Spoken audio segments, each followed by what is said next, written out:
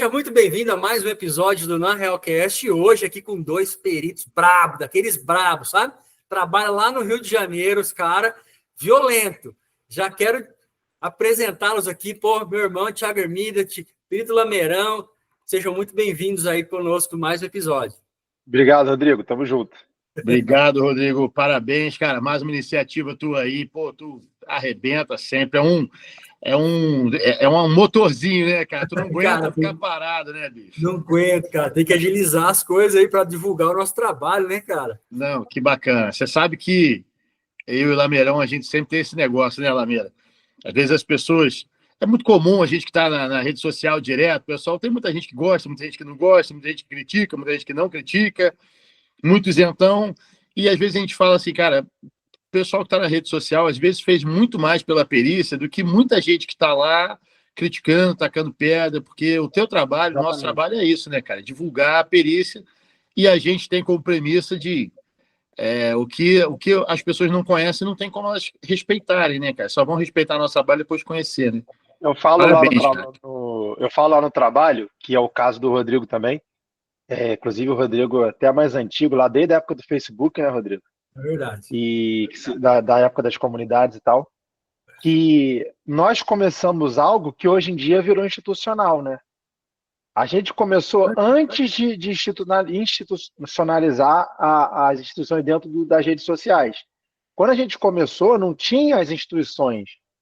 Então, assim, no caso, no Rio de Janeiro, dentro da nossa instituição, não tinha ninguém. Então, assim, meio que a imagem era a gente ali, certo? No seu caso também, no Mato Grosso, né? Mato Grosso do então, Sul. assim, Mato Grosso do Sul, Então... vocês foram reprimidos também, tipo assim, no começo, porque aconteceu muito, né? Havia muito preconceito, o cara tá no Facebook, tá? Vocês também sofreram esse tipo de coisa no começo? Rodrigo, que não tem quem não sofreu, né? Cara, assim, a gente sofreu muito, muito, muito, assim, eu sempre falo isso, né? O Lameirão, ele é um cara visionário, né? Ele começou lá atrás, ele tomou muita pancada para que eu tomasse menos pancada, mas não tão menos, né? Mas ele todo o preço do pioneirismo é esse, né? Depois a gente começou a tomar junto nos erros científicos, né, cara? Então, assim, falavam que a gente dava aula para ensinar bandido como é que a perícia trabalhava, que era curso caça-níquel, que a gente queria se promover, que a gente queria receber cantada de mulher, queria pegar aluno.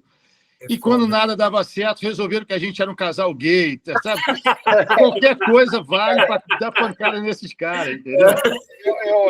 Parece que tem umas pessoas que ficam ali de plantão, o que vai ser o da vez? Aí fica ali. E impressionante que, assim, é isso que o Lameira falou, cara, depois institucionalizou.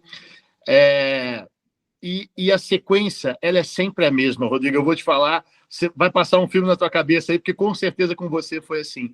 Primeiro as pessoas te criticam, depois elas tentam te ridicularizar, e você persevera, e depois começa assim, pô, o que esse cara tem, velho? Pô, o Rodrigo tá dando certo, cara, o Lameirão tá dando certo. Aí daqui a pouco eles começam a te copiar, mas não são capazes de voltar e te agradecer, mas você tá vendo que você serviu de referência, entendeu?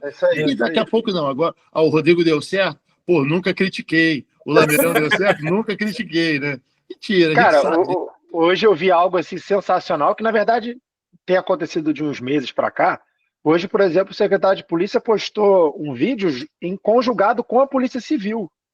Então, a figura. Então, olha só que bacana isso.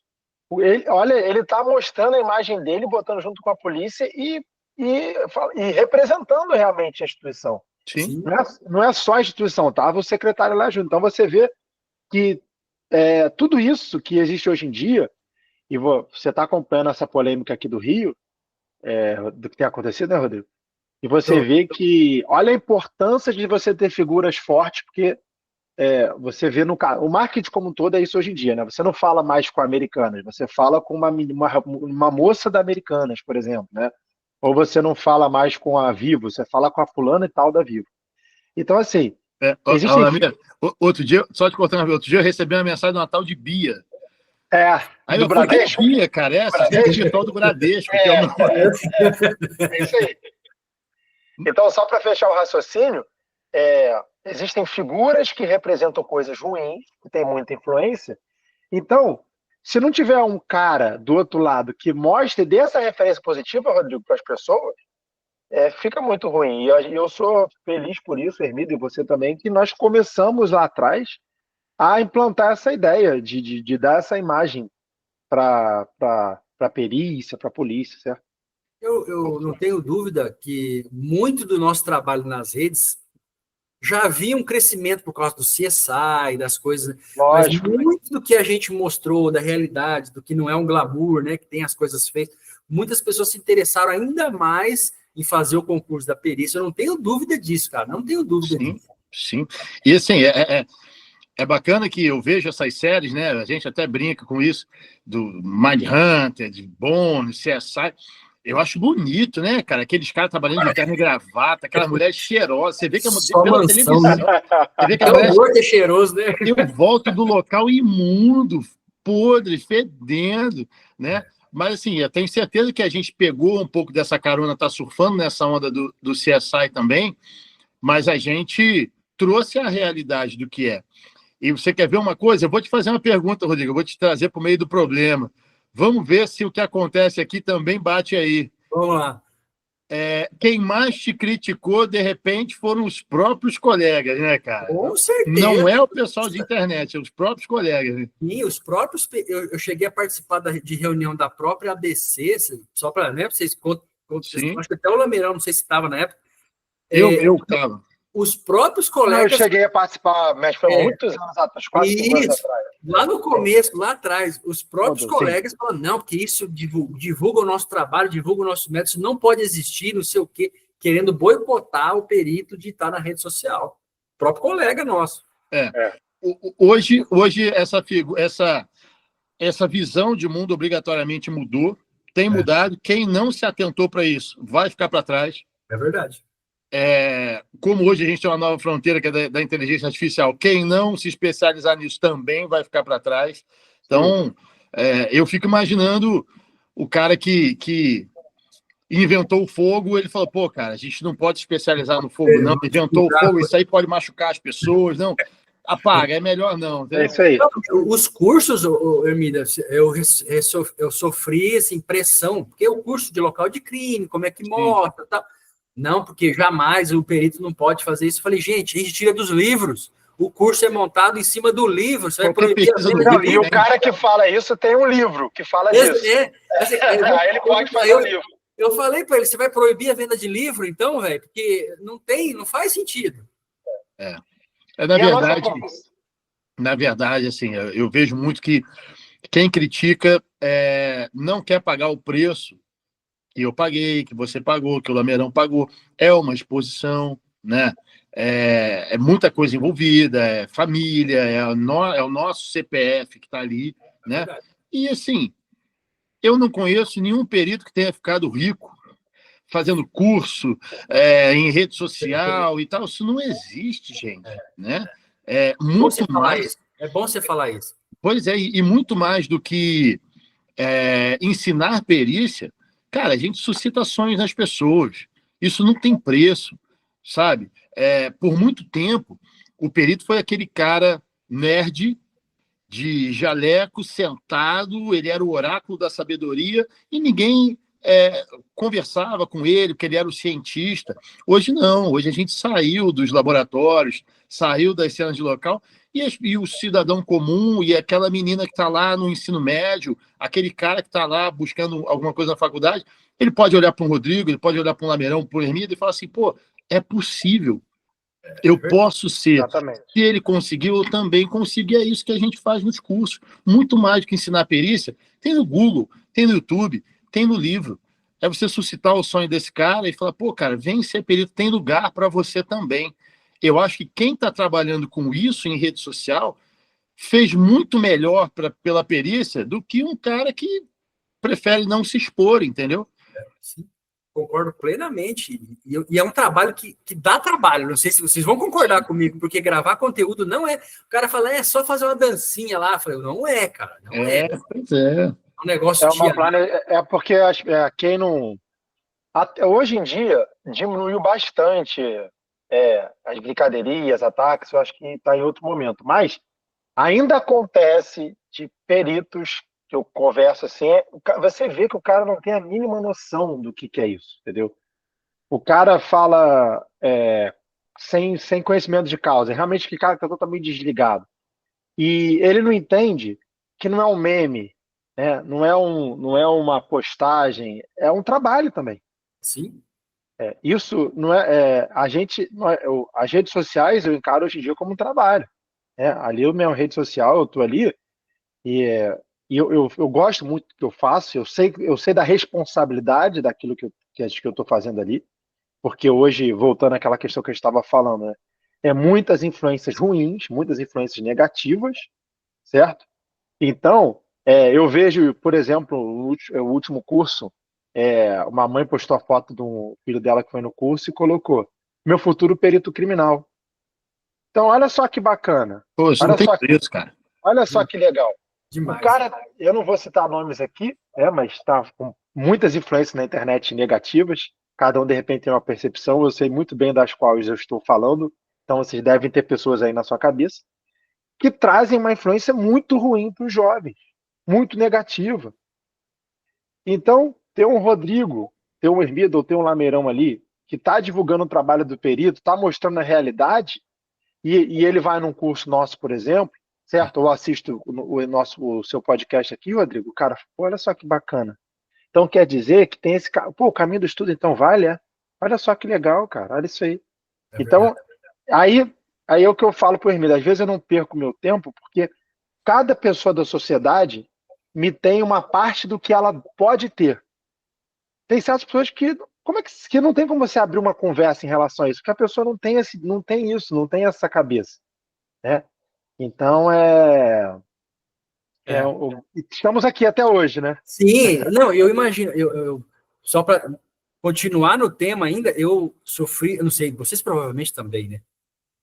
Ameaça de sindicância, não, É, porque você não pode postar. Inclusive, fizeram legislação aqui no estado para proibir que eu, por exemplo, eu não posso postar uma foto de local. eu soube disso, cara. E conta esse negócio aí, eu soube. Eu, Pode contar ou é muito pode, não, eu sofri curioso? sindicância, mas assim, é por causa de outras carreiras também que são rivalizadas conosco, né? Vocês devem até Sim, imaginar quais são. sim, sim. Quando você está ali um pouquinho destacado, você vira alvo, né?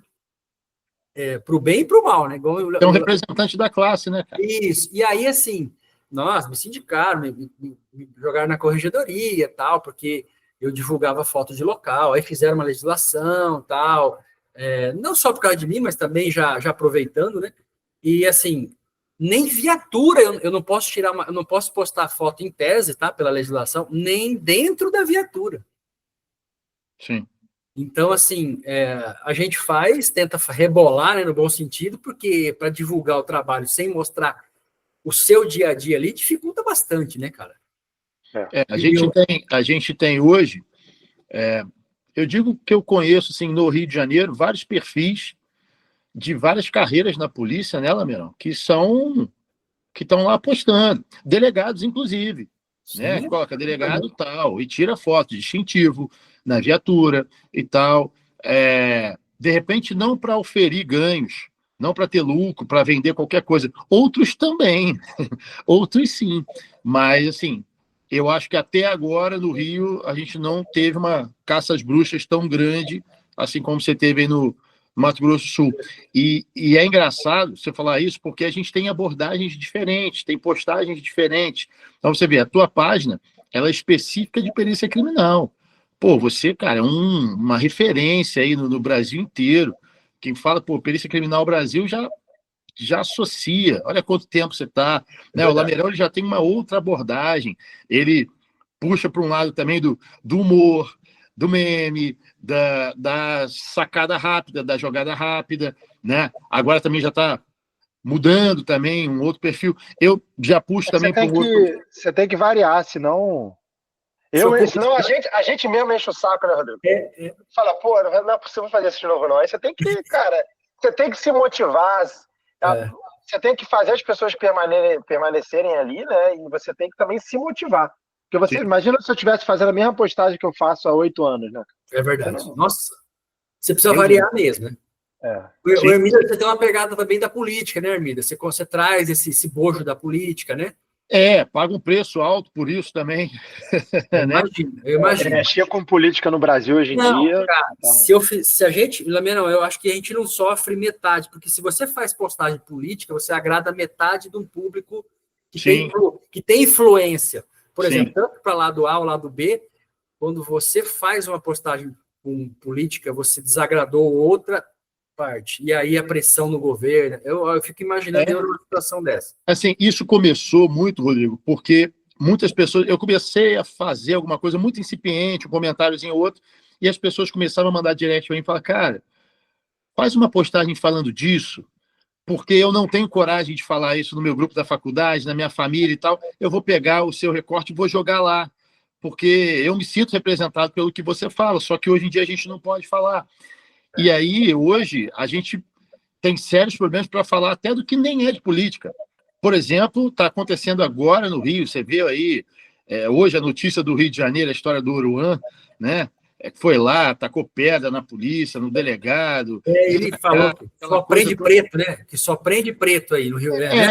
Essa questão toda que, se você for se posicionar, mesmo que você não fale de política, fatalmente você vai cair em um dos dois lados, né? Mas, e aí também eu ainda pego um outro lado pessoal. Eu também falo de coisas da minha vida, do meu casamento, da minha família, da minha esposa e tal, porque eu tenho um entendimento de que a pessoa que quer ser perita, ela tem como referência aquele cara. Então, eu não sou perito só porque eu estudei. Eu sou perito porque eu tenho uma esposa que me apoiou, porque está ali. Você também tem a tua esposa que está ali contigo um tempão, está te apoiando no teu dia mal, no teu dia bom. O Lameirão, pô, a Gabi, a esposa do Lameirão, é nossa sócia, cara. Então, mais do que qualquer coisa, ela convive com tudo, com toda essa atmosfera. Entendeu? Então, eu faço questão também de dar honra a quem merece, e a pessoa olha e vê, pô, como ele trata a esposa, como ele trata os pais, como ele trata os filhos, né? Não é o meu caso ainda, mas... Então, isso também as pessoas se interessam pela tua imagem de referência, né? Então, e a política veio dentro desse bojo também. Eu pago um preço do meu perfil, de repente, não crescer muito, e a gente sabe que isso é um preço de conta de você assumir um dos lados, é o que você falou, metade da galera já não vai curtir, mas o meu perfil é aberto. E eu costumo dizer o seguinte, Rodrigo, sabe qual é o meu melhor seguidor, cara? Não é o cara que me segue, não é o cara que comenta, não é o cara que interage, é aquele cara que vai no meu perfil, e o nosso perfil é aberto, né? Ele olha, ele toma como referência, ele sai, ele copia aquela ideia, ele sai reproduzindo aquele pensamento, mas ele é incapaz de voltar para agradecer e dizer, pô, bacana o que você falou, esse é o meu melhor seguidor, e ele tem um monte, não precisa me seguir. Meu perfil é aberto, se eu plantar a sementinha, seja do que for, né, no coração de alguém, eu já estou feliz, cara. Que legal, muito legal mesmo. E tem só uma frase relacionada a essa questão, né, que convencer uma pessoa inteligente é muito difícil. Agora, convencer um ignorante é impossível, né? E é verdade. É verdade. Porque não existe fato, não existe fato. Não tem argumento que você muda a cabeça do cara. Ele já está fechado e acabou. É verdade, é verdade. Agora, vocês comentaram um assunto que é o caso Oruan, que está em todo quanto é jornal, imprensa. Para quem não é do Rio e não está acompanhando, como é que funciona aí, por exemplo? Ele foi lá, ameaçou, falou que não sei o quê, né? E assim, que providência... A perícia entra onde nesse caso aí? Se é que vai entrar, né? Se é que vai entrar. O que aconteceu hoje, né? O Oruan, ele já havia sido preso, já estava respondendo já a um outro processo. Todo mundo sabe, né? Ele fala abertamente, ele é filho do Marcinho VP, que é o principal cabeça hoje do Comando Vermelho. Então, mas até então ele nunca tinha se posicionado em favor disso. O discurso dele era, olha, eu sou um artista, eu vivo de música, não vou aqui discutir qualidade musical, pelo amor de Deus, né? Lameirão aí é um produtor musical, não vou discutir, Lameirão, fica tranquilo. Mas, assim, ele sempre usou esse discurso, olha, eu sou artista, eu não tenho culpa de ser filho de quem eu sou, né? Hoje, pela primeira vez, ele mudou o discurso. Então, ele tinha um mandato de busca na casa dele, que não era para ele, era para o serviço de inteligência, detectou um menor de idade lá, que inclusive é o maior ladrão de veículos do estado do Rio, estava dentro da casa dele, e é segurança de um outro cabeça da facção criminosa, que o pai dele é chefe hoje, né, o Comando Vermelho, e eles foram lá para fazer o mandado de prisão desse cara. Chegaram lá, eles foram recebidos com pedra, com xingamento, né? Então, tem vídeos, né, do próprio Oruan com o celular na mão xingando, o delegado tal, você é isso, você é aquilo outro, tacando pedra nos caras, tem um policial que se machucou, né? E depois ele fugiu, se albergou numa comunidade da mesma facção do pai dele, e ele fez um outro vídeo que todo mundo viu, né? Quero ver, vir me pegar aqui, lá é mole. Completamente alterado no vídeo. Eu sou filho do Marcinho. Aí sim ele usou com tom de ameaça. Aí ele não é mais artista. Aí agora ele é filho de um chefe de facção. Aí o jogo virou. Hoje mesmo, aí o chefe de polícia aqui já emitiu esse vídeo aí, já emitiu ordem de prisão para ele, então já estão tendo diligências aí. Agora, um pouquinho antes de começar a nossa live aqui, eu vi que ele fez um vídeo dizendo que vai se entregar, até então não se entregou, está bem mais calmo, bem mais tranquilo, mas a gente vive, cabe uma discussão muito maior que a gente pode ficar aqui até amanhã, né, Lameira? A gente falar de democídio, de bandidolatria, em que momento o bandido se tornou referencial para o menino da comunidade, se tornou referência, ele é romantizado, né? O Robin Hood é muito diferente do que a gente vê hoje, né? Pensando um pouco agora, elevando o nível intelectual, olha, quem sou eu, né, para elevar o nível intelectual? Mas, assim, elevando o nível intelectual da conversa, e eu tenho certeza que eu posso fazer isso com essas duas personalidades aqui na minha frente, é uma coisa muito engraçada, porque você vê, o Comando Vermelho hoje em dia, ele é como se fosse um Estado paralelo, né? Ele não reconhece o Estado como Estado, e ele, culturalmente falando, se diz algo antissistema. Mas eles não percebem que eles próprios estão sendo usados pelo próprio sistema, né? Porque o próprio sistema não interessa uma polícia forte, né? Então, assim, eles atacam a polícia, que hoje em dia tem um governador, que é um governador mais à direita, né? Um governador que valoriza mais a polícia, né? Que é com um pensamento mais alinhado ao nosso, por exemplo, né? Ele se coloca antissistema, ante esse governo, só que ele é respaldado e se inspira e apoia um outro governo que é muito mais sistema do que o próprio governo que está atualmente. Sim. Então, assim, é engraçado que o antissistema está alinhado com o que existe maior no próprio sistema, que usa essas facções que têm que ser presas, mas são usadas, né? Elas só fazem coisas ruins para a nossa sociedade, mas, ao mesmo tempo, são usadas em favor da destruição da própria sociedade e da fortalecimento do próprio sistema, que vocês sabem do que eu estou falando aqui, né? Sim, sim. Então, você vê que quando o Oruan vai falar, ele não tem a menor noção do que ele está falando. Ele não tem a capacidade de entender o que ele está representando, quem que ele está combatendo e com quem ele está se aliando. Então, é complicado. E isso gera um efeito muito deletério, né, Rodrigo? Porque, assim, quando eu era criança, a gente brincava de polícia e ladrão aqui em casa, eu queria ser o polícia. Pô. Eu também. Hoje a molecada quer ser o ladrão, cara, sabe? Quer ser o ladrão, tá lá. Vou te confessar que eu dei aula numa escola, e não é agora, não, tem alguns anos atrás, e ela é uma escola de periferia aqui na capital, e o sonho de pelo menos 10% dos alunos era ser traficante. Eles não sabiam que eu era perito da polícia, nem nada, né? Mas... Olha isso. Cara, eu falei, mas por que você quer ser traficante? Ué, nós anda de arma. Eles falavam assim, nós anda armado, todo mundo tem medo da gente, não sei o quê, nós ficamos ricos. E, enquanto isso, o polícia lá, que queria ser polícia, era um ou outro. Inverteu, né? Sim, pois é. E aí a gente...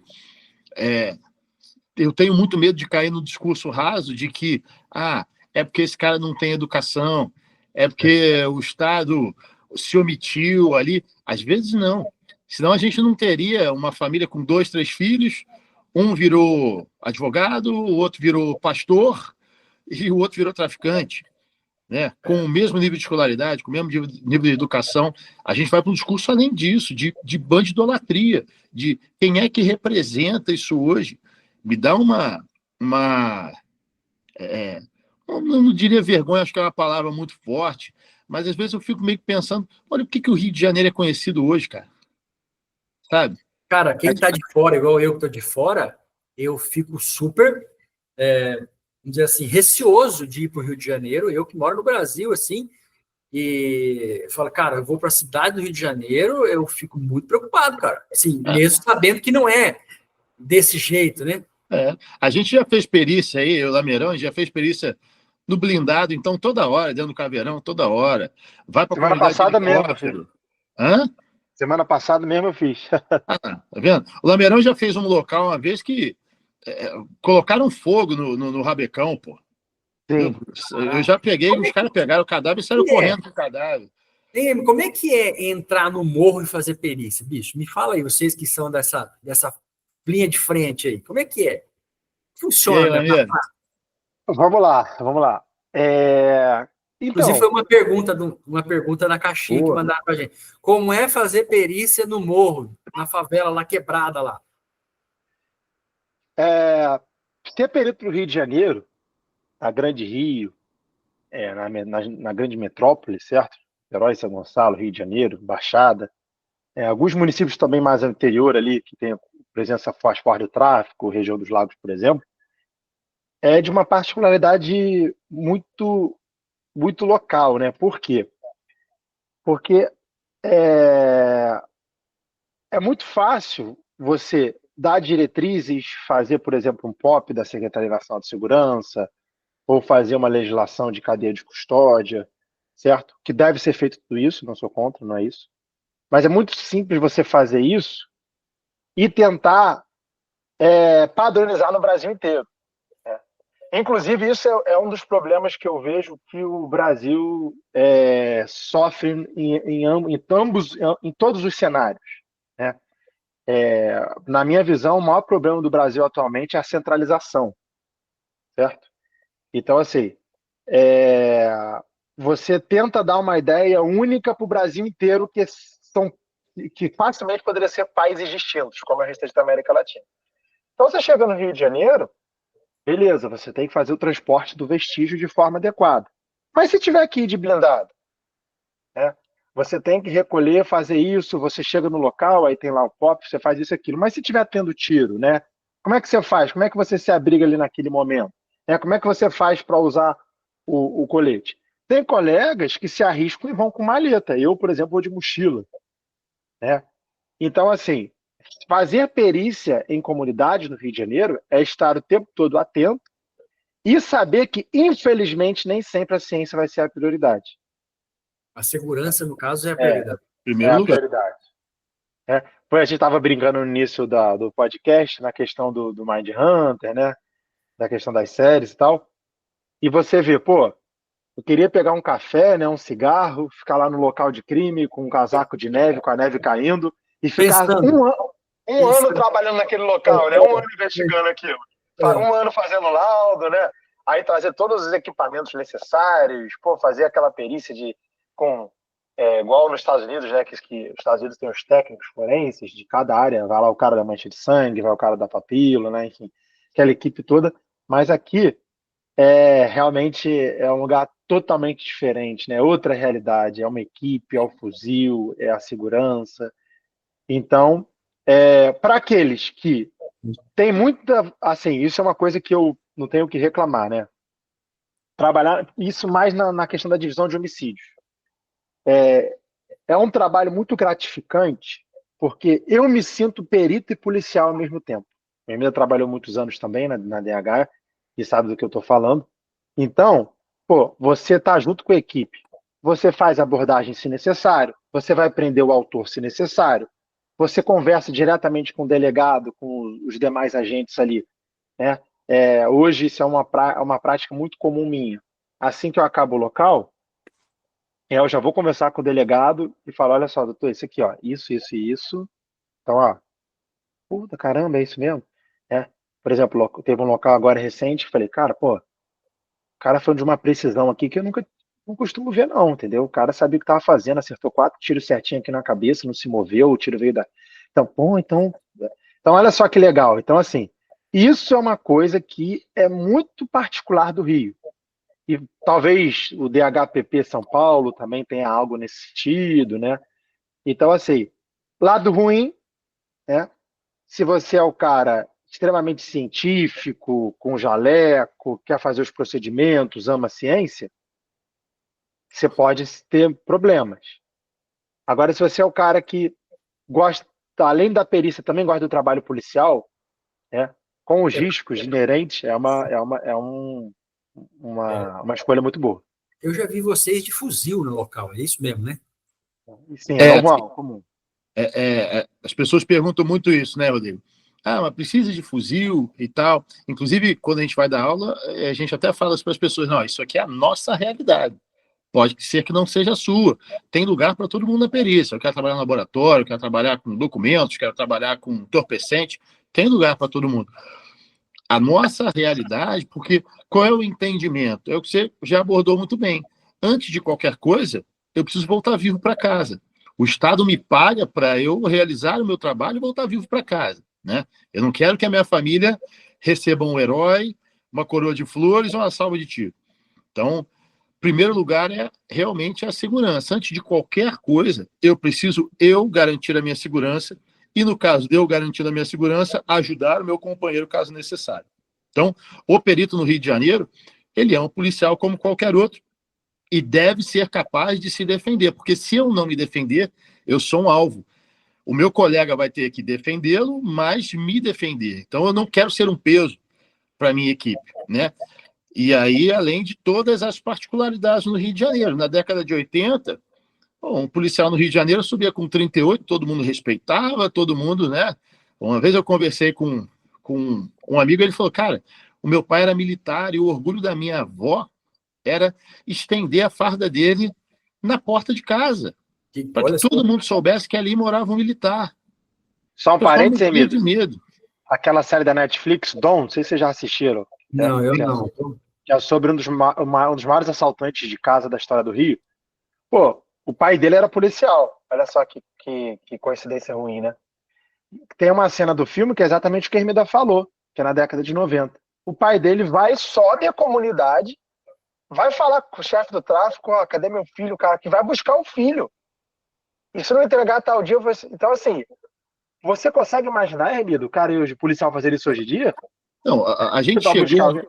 a uma escalada de violência tão grande que hoje em dia é impossível, e não tem outro termo, Rodrigo, é impossível se subir qualquer comunidade do Rio de Janeiro só com pistola. Você precisa Caramba. lançar a mão de um projétil de alta energia cinética, de um fuzil, né? É impossível subir grandes comunidades sem um blindado. Aí a gente está escalonando isso aí, sem um apoio aéreo. Impossível você realizar uma boa operação a contento sem uma aeronave, sem um helicóptero, né? O helicóptero serve principalmente para quê? Para evitar que os bandidos subam nas lajes, então aquilo ali já é uma desvantagem muito grande para ele quando a aeronave está ali. Eu tive na LAAD, na Feira de Segurança Pública, agora tem 2 meses, 3 meses, e eles vieram aqui, foi aqui no Rio de Janeiro, e aí já estavam se negociando bloqueadores de drone. Eu falei, cara, é o futuro. Hoje a gente já vê como a polícia tem, o tráfico também tem drone. Sim. E na semana passada, para surpresa de 0 pessoas, já foi apreendido aqui no Rio de Janeiro um bloqueador de drone com o tráfico. Como que ele funciona, Hermínio? Você sabe me dizer como é que ele faz o bloqueio assim? Ele funciona da mesma forma que aqueles capetinhas que a gente chama, né? Aqueles bloqueadores de sinal de caminhão. Ele bloqueia o sinal do caminhão e ele entra no modo fantasma, você não consegue. Mas ali é para um monitoramento. O drone, ele simplesmente inativa, para de utilizar. E olha que maluquice, Rodrigo. Vendo televisão outro dia, quem ouviu usando um bloqueador de drone é uma mochila com várias antenas e o cara vai no meio da equipe com quem está, né, comandando ali. Eu vi isso na guerra da Rússia com a Ucrânia. Nem Pô, me fala. repreenderam aqui no Rio de Janeiro. Então, pô, eu acho que a gente, como perito criminal, tem que pensar nisso também como formador de opinião, como gente que está lá, nós estamos lá metendo a cara lá na rede social. Pô, será que essa é a sociedade que a gente quer? E eu te digo o seguinte, o Rio de Janeiro e São Paulo é o maior exportador de tudo que não presta. Infelizmente, a gente tem que falar isso. O que acontece hoje no Rio, daqui a pouquinho está chegando aí no Mato Grosso do Sul, está chegando no Nordeste. Como chegou chegando... no Nordeste, como já chegou na Bahia, por exemplo. Né? Eu não sei a opinião de vocês, mas eu vejo as facções no Brasil hoje em dia fazendo um trabalho muito semelhante às guerrilhas que tinham em Cuba. Então, assim, elas não estão sozinhas. Sim. Se é que você entende. Então, elas não estão ali por acaso, elas não estão fortalecidas por acaso, elas não estão isoladas. Eu penso que elas estão aguardando uma autorização de um dia, vamos tomar algum tipo de decisão. Os caras não estão aqui, Comando Vermelho, PCC, qualquer outra facção, estão aqui simplesmente por uma questão financeira. Já é uma questão ideológica, já é uma questão, realmente como se fosse um Estado surgindo, um poder surgindo. Né? Então, a gente vê a situação que está chegando hoje, volta àquela questão que eu falei com você da centralização. Se tiver alguém do direito me assistindo aqui, provavelmente vai discordar, porque a galera é muito, muito, muito saudosista, muito conservadora no direito, né? Mas eu vejo uma das saídas para o Brasil era, por exemplo, o Código Penal ser algo regional. Eu também acho, eu concordo com você. Né? Porque eu não sei como é a realidade norte-americana, porque lá é algo parecido com isso, né? Você tem algo próximo disso, né? Isso. Mas eu entendo que se o Estado, a legislação é mais rígida e a pena e o cumprimento da pena ela é mais pesada, eu acredito que tende-se a ter menos crimes naquele estado, né? E a pessoa vai migrar para outro estado. E é impossível um poder central, uma cabeça central, conhecer a realidade do Brasil inteiro. Então você tem hoje em dia uma pessoa tomando uma decisão, ou um órgão tomando uma decisão, que vai afetar uma questão regional que o cara não tem a mínima noção do que ele está fazendo. É verdade, concordo com você em gênero, número e grau. Você quer ver uma coisa, Rodrigo? Sem dúvida, né? Acho que a gente não tem dúvida aqui do que o grande problema do Brasil, do crime, é a impunidade. E é o que a gente está falando aqui. Eu fiz uma perícia no domingo, ontem. E aí o cara invadiu uma rede de supermercados e tal, fez aquela bagunça toda, rompeu o obstáculo, quebrou o sistema de segurança, sentou na administração e dormiu. Nossa! Dormiu. A polícia militar chegou lá e estava dormindo, foi preso em flagrante, tal, realizamos a perícia e tal. E eu falei com alguns colegas, falei, olha, antes do meu próximo plantão, esse cara já está solto. Domingo foi ontem, Rodrigo. O meu próximo plantão é quinta-feira. Ele já está solto. Ele está solto hoje. Hoje. Ele foi para o presídio ontem mesmo. Hoje foi feita a audiência de custódia. Ele já foi liberado. Sabe quantas passagens esse cara tem? Essa de ontem foi a 15ª.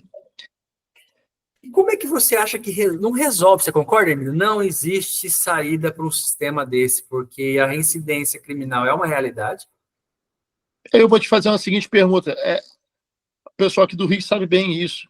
Existe crime em favela? Existe roubo em favela, Lamerão? Alguém rouba dentro de favela? O tráfico chega e fala assim, aqui dentro você não vai roubar. Posso dar um exemplo? Semana retrasada, fui fazer um local, né? Aí a gente fez o local, o possível autor estava em tal região, que era uma comunidade. Fomos até lá, chegando lá, o pessoal foi abordar a casa lá e tal, ele acabou que ele não estava, e pediram para eu bancar numa esquina. Quando eu fui bancar numa esquina, né, tinha um cara lá em cima, na esquina, tá? Quando ele me viu, era no final do morro, ele correu, né? Não daria tempo de eu correr ou atirar, porque o cara não... A gente tem que repelir a agressão, só repelir a agressão com uma agressão. Dosar a força, né? E quando a gente foi progrediu, aí eu chamei outra pessoa da equipe, a gente progrediu até lá. Quando a gente chegou, tinha como se fosse um radiotransmissor, né, e tal. e tinha que ele deve ter deixou abandonado, e tinha uma folha com uma moto, com uma foto de uma moto e uma placa dizendo assim: essa moto foi roubada tal dia. Ficar atento, e o nome do número do telefone da pessoa. Ou seja, o cara do tráfico estava monitorando a moto, né, para recuperar. Volta na questão que eu falei cultural. Ali é um Estado para eles. A facção não é mais não é uma organização criminosa mais. A facção é um Estado paralelo de fato, com leis, com punições, que está em constante guerra com o nosso Estado tradicional. Eu não duvido, não. Assim, você está falando isso, e a minha reflexão sempre é a seguinte, não sei se vocês vão concordar comigo. Vocês concordam comigo que no presídio existem quando vai para lá é porque o caso é grave. Você concorda que a maioria não é nem preso, igual você falou, você atendeu domingo. E mesmo lá, que tem um monte de gente violenta, perigosa, existe uma norma que eles obedecem com muito rigor, não é? Sim. Você não pode mexer com... Existe uma norma lá dentro, não escrita, vamos dizer assim, não formalizada, mas existe uma Constituição, né? Não, mas tem uma Constituição. E para mim são 3 motivos básicos. Primeiro é a certeza da pena, se ele for pego é certeza da pena. A rapidez com que a pena é aplicada, tudo que é o oposto do nosso Código Penal, né? É a certeza da pena, a rapidez com que ela é aplicada e a severidade da pena. Então, você tem esses 3, eu acredito que aí o cara falava, pô, se eu mexer com a mulher do colega aqui, não vai dar bom. Sim. Não vou fazer. Tudo que é o oposto no nosso Estado tradicional, principalmente no Brasil. E aí a gente foge desse discurso de que o cara entrou para o crime porque ele não tem educação, porque ele precisa, né? Vou até usar uma frase polêmica aqui, né? Porque ele está roubando para a cervejinha dele e tal. O que acontece hoje é a teoria econômica do crime. Sim. O cara, antes de cometer crime, ele fala o quê? Pô, vale a pena. Se eu for pego, quanto tempo de pena eu vou pegar na cadeia? O custo do crime, né, Hermida? É o custo do crime, né? Se a pessoa, o Lameirão uma vez falou uma coisa e foi espetacular. Se o problema do crime fosse educação, não tinha criminoso de colarinho branco, não tinha político roubando, não tinha rombo de INSS, não tinha nada disso. Então o problema não é educação. O Brasil é um dos países que mais investe em educação, só que investe mal. Ao invés de investir em educação de base, vai investir lá em universidade. Nada contra investir em universidade, mas vai investir, às vezes, numa pesquisa, e nós, como cientistas, a gente tem que falar sobre isso também, vai fazer um mestrado, um doutorado. Quanto que é a sua pesquisa? É 100 mil reais a minha pesquisa. O custo é 100 mil reais. O que deu? Não deu, deu errado. E esse dinheiro? Voltou para o erário? Foi para o ralo? Foi para o lixo? Alguém prestou conta disso? Não. Para uma pesquisa para retornar como para a sociedade? Eu sou veterinário, né? Vou confessar uma coisa aqui para vocês. E na minha época lá de mestrado, aí você via lá os alunos de doutorado e tal, o pessoal falava assim, eu vou estudar sobre o esporão da pata esquerda do galo da Malásia. Eu falei, não. Mas e o direito? Não, o direito aí é outra pesquisa. Aí é mais dinheiro público em cima. Para reverter o que isso para a sociedade? Nada. Inclusive, então, o Brasil é um dos países que mais investe em educação no mundo. Mas gasta mal, né? E tem um porquê, né? Não vou entrar nessa seara, mas tem um porquê investir na educação. Eu acho que tem método desse investimento. Eu até estava conversando, tem gente que não acha que é má fé, eu acho que já é um projeto de investimento. Claro que é. O que a gente forma hoje em universidade pública é militante, a gente não forma cientista, né? Na minha época, o meu pai morria de orgulho que eu estava numa federal fluminense. Hoje eu tenho medo do meu filho, se eu puder trabalhar o suficiente para pagar uma universidade particular, eu vou fazê-lo. Eu não quero meu filho dentro da universidade federal, né? Triste, infelizmente. Triste. Então, assim, a gente tem que pensar o que a gente pode fazer para mudar isso. Mas, assim, eu quero te perguntar isso também, quero te jogar dentro do problema. Como é que é o tráfico daí? Você também já teve situações dessas? Teve uma perícia que eu fiz lá na homicídio, olha como é que muda o modus operandi. Um local conflagrado, área de tráfico, os caras jogaram uma granada, a granada não explodiu. Caraca! Isso era 4 horas da tarde. Eu fui para lá de aeronave, eu fui para lá de helicóptero. E aí você pega essa granada e leva como um vestígio dentro do helicóptero, que não explodiu, ou você pega e leva dentro de um blindado, porque você não vai sair dali com viatura comum, ou você vai sair de blindado ou de aeronave. E quem é que vai levar isso? É o perito criminal? é o pessoal da antibombas, de uma especializada, e aí foge da atribuição do perito criminal, porque daqui a pouco esses caras estão fazendo laudo, mas não são peritos. Olha Sim. o problema. Sim. E aí o teu colega olha para você e fala assim, ó, ô, Rodrigo, são 5 horas da tarde, mano. Se escurecer, a gente estiver aqui dentro, os caras vão salgar a gente, mano. Acelera aí, porque a gente precisa sair com o dia claro. Olha o tipo de perícia que a gente faz. Caraca! Como é que é isso aí, Rodrigo? Conta aí. Aqui, Hermida, aqui é mais rota, sabe? Vem do Paraguai, né? Sim. Do Paraguai. Então, as apreensões, na maioria das vezes, são feitas pela Polícia Rodoviária Federal, porque é o cara que está levando a droga, né? Levando a droga. A arma tem apreensões, mas não é tão relevante como a droga. Então, como é rota, é muito difícil ter o confronto. Então, as perícias, elas se resumem em teste de toxicológico, para ver se realmente é droga, a quantidade, aquelas coisas, né? Pra você ver, eu tenho 16 anos de perícia. Eu acho que eu fui em uns 3, 4 lugares só que era do tráfico, que era local, né? Tem as bocas de fundo, tal, assim, mas o cara que aquela coisa igual aí, que o cara domina uma área inteira, assim, Sim. Aqui a gente não tem esse tipo de coisa. Confronto com polícia tem aí? É muito pouco, muito pouco, muito pouco. Você vai ter, tinha muito lá no Paraguai, na época da fronteira lá, né, que tinha uns grandes líderes, né, mas eles funcionavam aos modos da comunidade aí, olha, aqui ninguém rouba, aqui ninguém furta, e quando tinha algum problema, eles iam direto Eles resolviam lá entre eles. Entre eles, tá? Se falava muito que não tinha bala perdida lá na região, porque o cara que era para morrer, morria, e não se desperdiçava munição. Então, não tinha tiro a esmo, assim, sabe? Hoje já tem, porque mudou o comando lá na fronteira, mudou, mas perícia mesmo não é igual aí. Eu nunca vi uma granada, por exemplo, num local de crime. Mas você atende a fronteira também? Eu já trabalhei 4 anos na fronteira ali. Agora você não está mais lá. Eu saí de lá. Mas graças a Deus, né? Graças a Deus. Porque a cidade, Hermida, eu não sei se é a realidade, a cidade, ela vive, respira tráfico. Respiro ilícito, né? Exato. Porque, assim, ele movimenta a cidade. Eu morava numa rua que eu não conhecia muito os vizinhos, mas no primeiro ano, 2 casas para frente, caiu na PRF. No outro ano, o vizinho da esquerda caiu com droga também. Então, assim, na minha quadra ali, que tinha 15 casas, 3 pessoas caíram com droga. Então, a droga movimenta. Um mula, por exemplo, ele ganha lá, vamos lá, 3, 4, 5 mil, dependendo para onde ele vai, né? Ele faz a conta, é que você está falando, né, Hermes? Vocês falaram aí, é o cálculo. Porra, eu vou trabalhar o mês inteiro para ganhar 2 contos, velho. Aí eu faço uma viagem, ganho 4, ganho 5, dependendo até mais. E o risco não vai preso, às vezes. Então, e a sociedade vai aceitando essas coisas, né?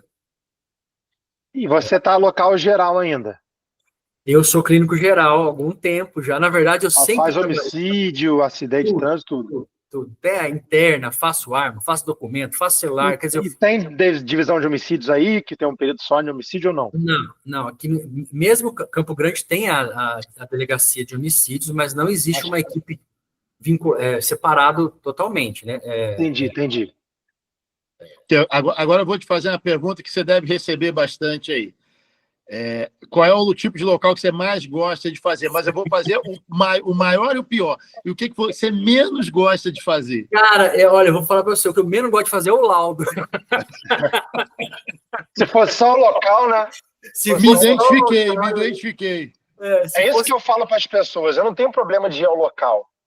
O trabalho é muito legal, o trabalho é maneiro. O problema é você ter que sentar no computador depois de escrever aquilo. Cara, e às vezes você escrever 5, 6 coisas diferentes, porque aqui eu pego, por exemplo, um acidente de trânsito, aí depois um furto, depois um abigeato, que é o furto de gado, depois um homicídio, um suicídio, são totalmente diversos, assim, são coisas que você precisa ter muito, né? Então, estou bastante, mas o laudo, para mim, é o pior. E o que você mais gosta de fazer em local? O que você mais gosta? Cara, por incrível Aquela coisa que te dá tesão mesmo, que te motiva dá mesmo. tesão em local de homicídio e acidente de trânsito, cara. É impressionante, é um negócio que é massa. Mas assim, eu sei que é até bizarro a gente acabar falando um negócio desse, porque ali tem uma morte, né?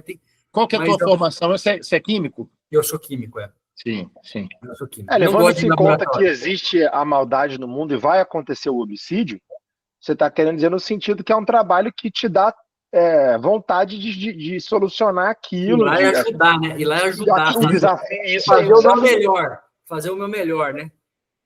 Sim. Eu Não, gosto. espetacular, cara. Eu pego clínica geral também. E você, qual que você gosta mais? Não, assim, o município que eu atendo aqui, que é a minha cidade natal, né? Hoje eu estou em Teresópolis, né? Que é 1h20 do Rio, assim.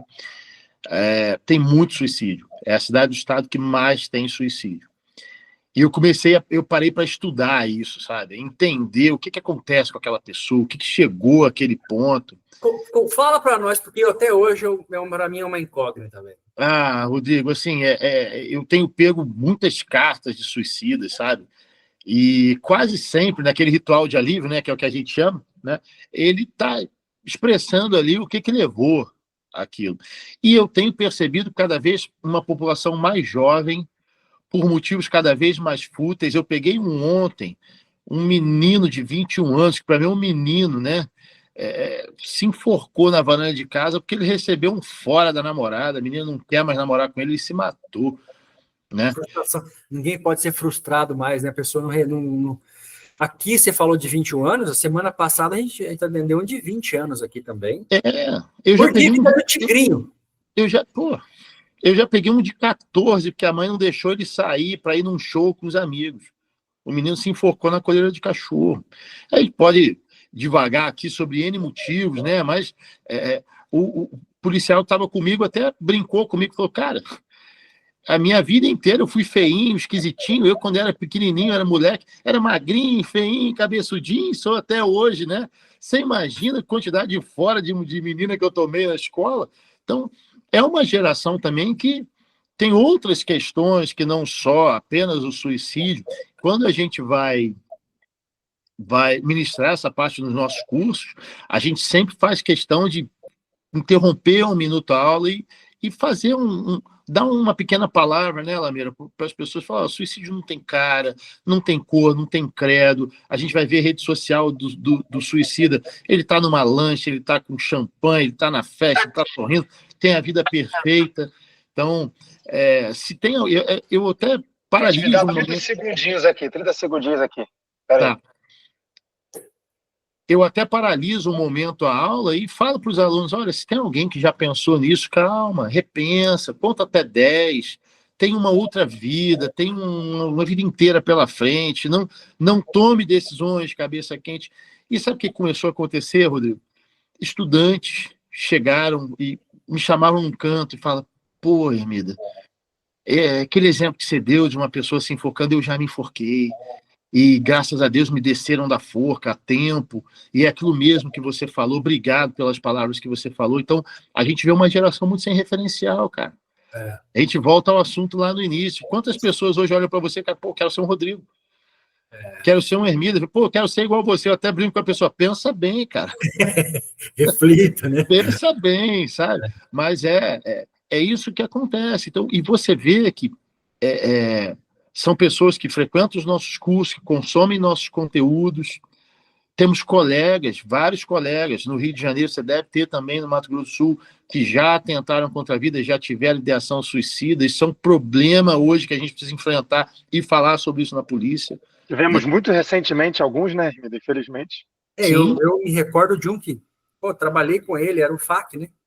Sim, trabalhou com a gente. Um deles, Dividiu ele era da nossa equipe da DH Niterói, pô. Mas aquilo me doeu assim no coração, porque pouco que eu convivi com ele, era um cara extremamente inteligente, mas um cara inteligente. Eu fiquei impressionado como ele era inteligente, assim, manjava das coisas. E que coisa triste, né? Tem um cara que a gente tivemos outros casos, tivemos papiloscopistas recentemente aqui no Rio, policiais no Rio. Teve recentemente aí um policial que invadiu uma delegacia, matou a companheira dele e foi para cima dos outros policiais. O próprio colega teve que atirar contra o cara que estava dividindo o plantão com ele. Então, a gente está num mundo muito perigoso, né? Eu fiz assim, vocês vão rir da estatística, mas é a estatística local aqui, mas reflete o que você está falando. Em 2023, Hermida, aqui na nossa região, que é uma região pequena, aqui não tem 100 mil habitantes na região Sim. que eu atendo aqui, sabe? São 6, 7 municípios. No ano de 2023 inteiro, nós tivemos 4 suicídios. 4. 2024, nós tivemos 6. Sim. Nesse primeiro semestre, já foram 8. Então, mostra esse aumento, né? Sim. Quer dizer, para nós aqui é muito... Você dobrou a tua estatística em 2 anos, cara. Isso é alarmante. A título de curiosidade, para a galera que está assistindo, como eu faço parte da divisão de homicídios, desde que eu entrei, desde 2014, estou até hoje, eu não pego o suicídio que parece suicídio, certo? Aí vai o clínico. O clínico vai. Se o clínico tiver dúvida, pode me acionar junto com a DH, certo? Acionar a DH, na verdade, eu qual faço parte. Ou já está cabuloso, aí me chama. Então, assim, os suicídios que eu pego geralmente são desafiadores, são diferentes, né? Mas já peguei alguns, peguei alguns extremamente bizarros já. Fala um para nós aí, Lambão. O Hermida até mostrou recentemente, se você quiser comentar, isso que o Hermida falou de uma profundidade muito grande, porque o suicídio, pode parecer estranho falar isso, mas suicídio é como você toma o seu café, é como você joga videogame, é como você anda. O suicídio é uma coisa sua. Cada pessoa vai ter um jeito de lidar com aquilo. Porque é uma questão pessoal, é uma decisão pessoal que levanta polêmicas. Até quando a pessoa pode ter essa decisão, não pode? Eu vou responder que não posso por ser cristão, tá? Mas é uma decisão pessoal. E essa decisão pessoal vai fazer com que ela tire a própria vida de acordo com as experiências dela, de acordo com como ela quer ter o último momento de vida, como ela quer se despedir, né? Às vezes de um jeito menos doloroso, né, Hermida? Tá? Às vezes a pessoa nem está preocupada com isso, que é o caso do suicídio que eu fiz, né? Até na época que eu fiz a conferência de perícia com você, né? Eu mostrei esse caso. Aliás, para quem está assistindo, que é uma parceria de longa data, né, Rodrigo? Já fez evento comigo, já fiz evento com você. Tem anos, né, cara? Inclusive, até, vou deixar público aqui, tá? Vou convidá-los para vir a Campo Grande para a gente fazer um curso presencial aqui. Ia ser muito legal. Espetacular. Onde é que eu assino? Tá aberto aí o convite. Só Vou usar uma palavra da moda, né, Lameira? Eu aceito esse acordo. Você aceita esse acordo? Se quiser marcar esse semestre, a gente já faz o contato, já vamos marcar. Vamos organizar, então. Vamos organizar esse encontro aqui em Campo Grande. Com certeza. A gente, quando dá os cursos presenciais, a gente, de vez em quando, chama convidados, né? Tem a Michelle, por exemplo, lá em Minas, né? Que parceiraça lá, Michelle, né, cara? Já convidou muito a Perita Teixeira, lá de Santa Catarina, que... Sim, conheço também. Que é um anjo de pessoa, né, Hermina? Nossa, aquela menina vale ouro, né? Menina, gente boa demais. E aí, pô, Mato Grosso do Sul com você, pô... Fechou. Tá fechado, então. Vamos organizar. Tá fechado. Vamos sim. Mas você tava falando. Voltando aqui ao caso, né? E aí, esse caso específico, eu cheguei no local de crime, o cara estava morando com a irmã, certo? Ele foi morar com a irmã porque a família largou ele, vocês já vão entender o motivo. E aí ele estava um mês morando com a irmã, naquela idade crítica, 55, 60 anos, família largou, um pouquinho mais de 50 na verdade. Cara sem perspectiva, sem emprego, né? É muito desafiador começar a vida, né? É foda. Quanto mais velho você for, é mais desafiador você recomeçar, né? Nós temos muito recomeço na nossa vida, né, Rodrigo? Só que quanto mais velho nós temos, mais difícil é recomeçar, né? Eu vi que você ficou um tempo fora do Instagram, por exemplo. Teve uma época que eu fiquei praticamente 6, 7 meses sem postar nada no Instagram. Ficou quase um ano. Então, ficou quase um ano. Então, assim, são recomeços, né? Que a gente por vários motivos.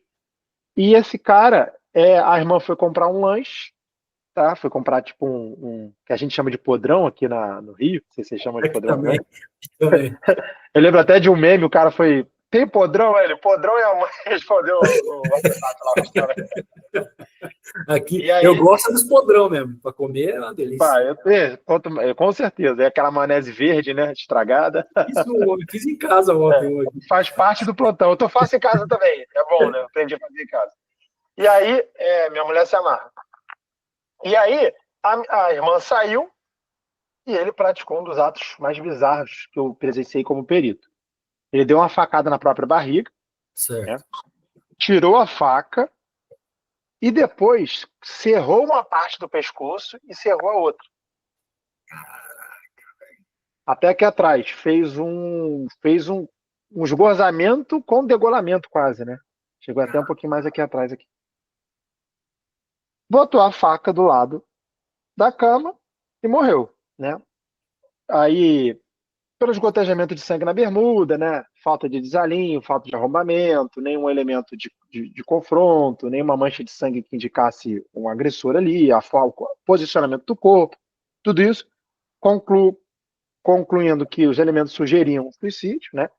Encontrei uma carta na carteira dele, por escrito, e aí ele narrava realmente a história, né? Os vizinhos disseram que batia no momento que a mulher saiu. Ele meio que estava gritando, começou a gritar em casa, gritar alguma coisa, né? Estava aparentemente bêbado, então assim, possivelmente na hora que a irmã estava em casa ele já estava bebendo, né? Então ele estava alcoolizado já, então ele já estava fazendo isso para se preparar. E ele descreveu na carta que sempre tinha escolhido o caminho ruim na vida. Então ele botou 100% do peso da culpa em cima dele.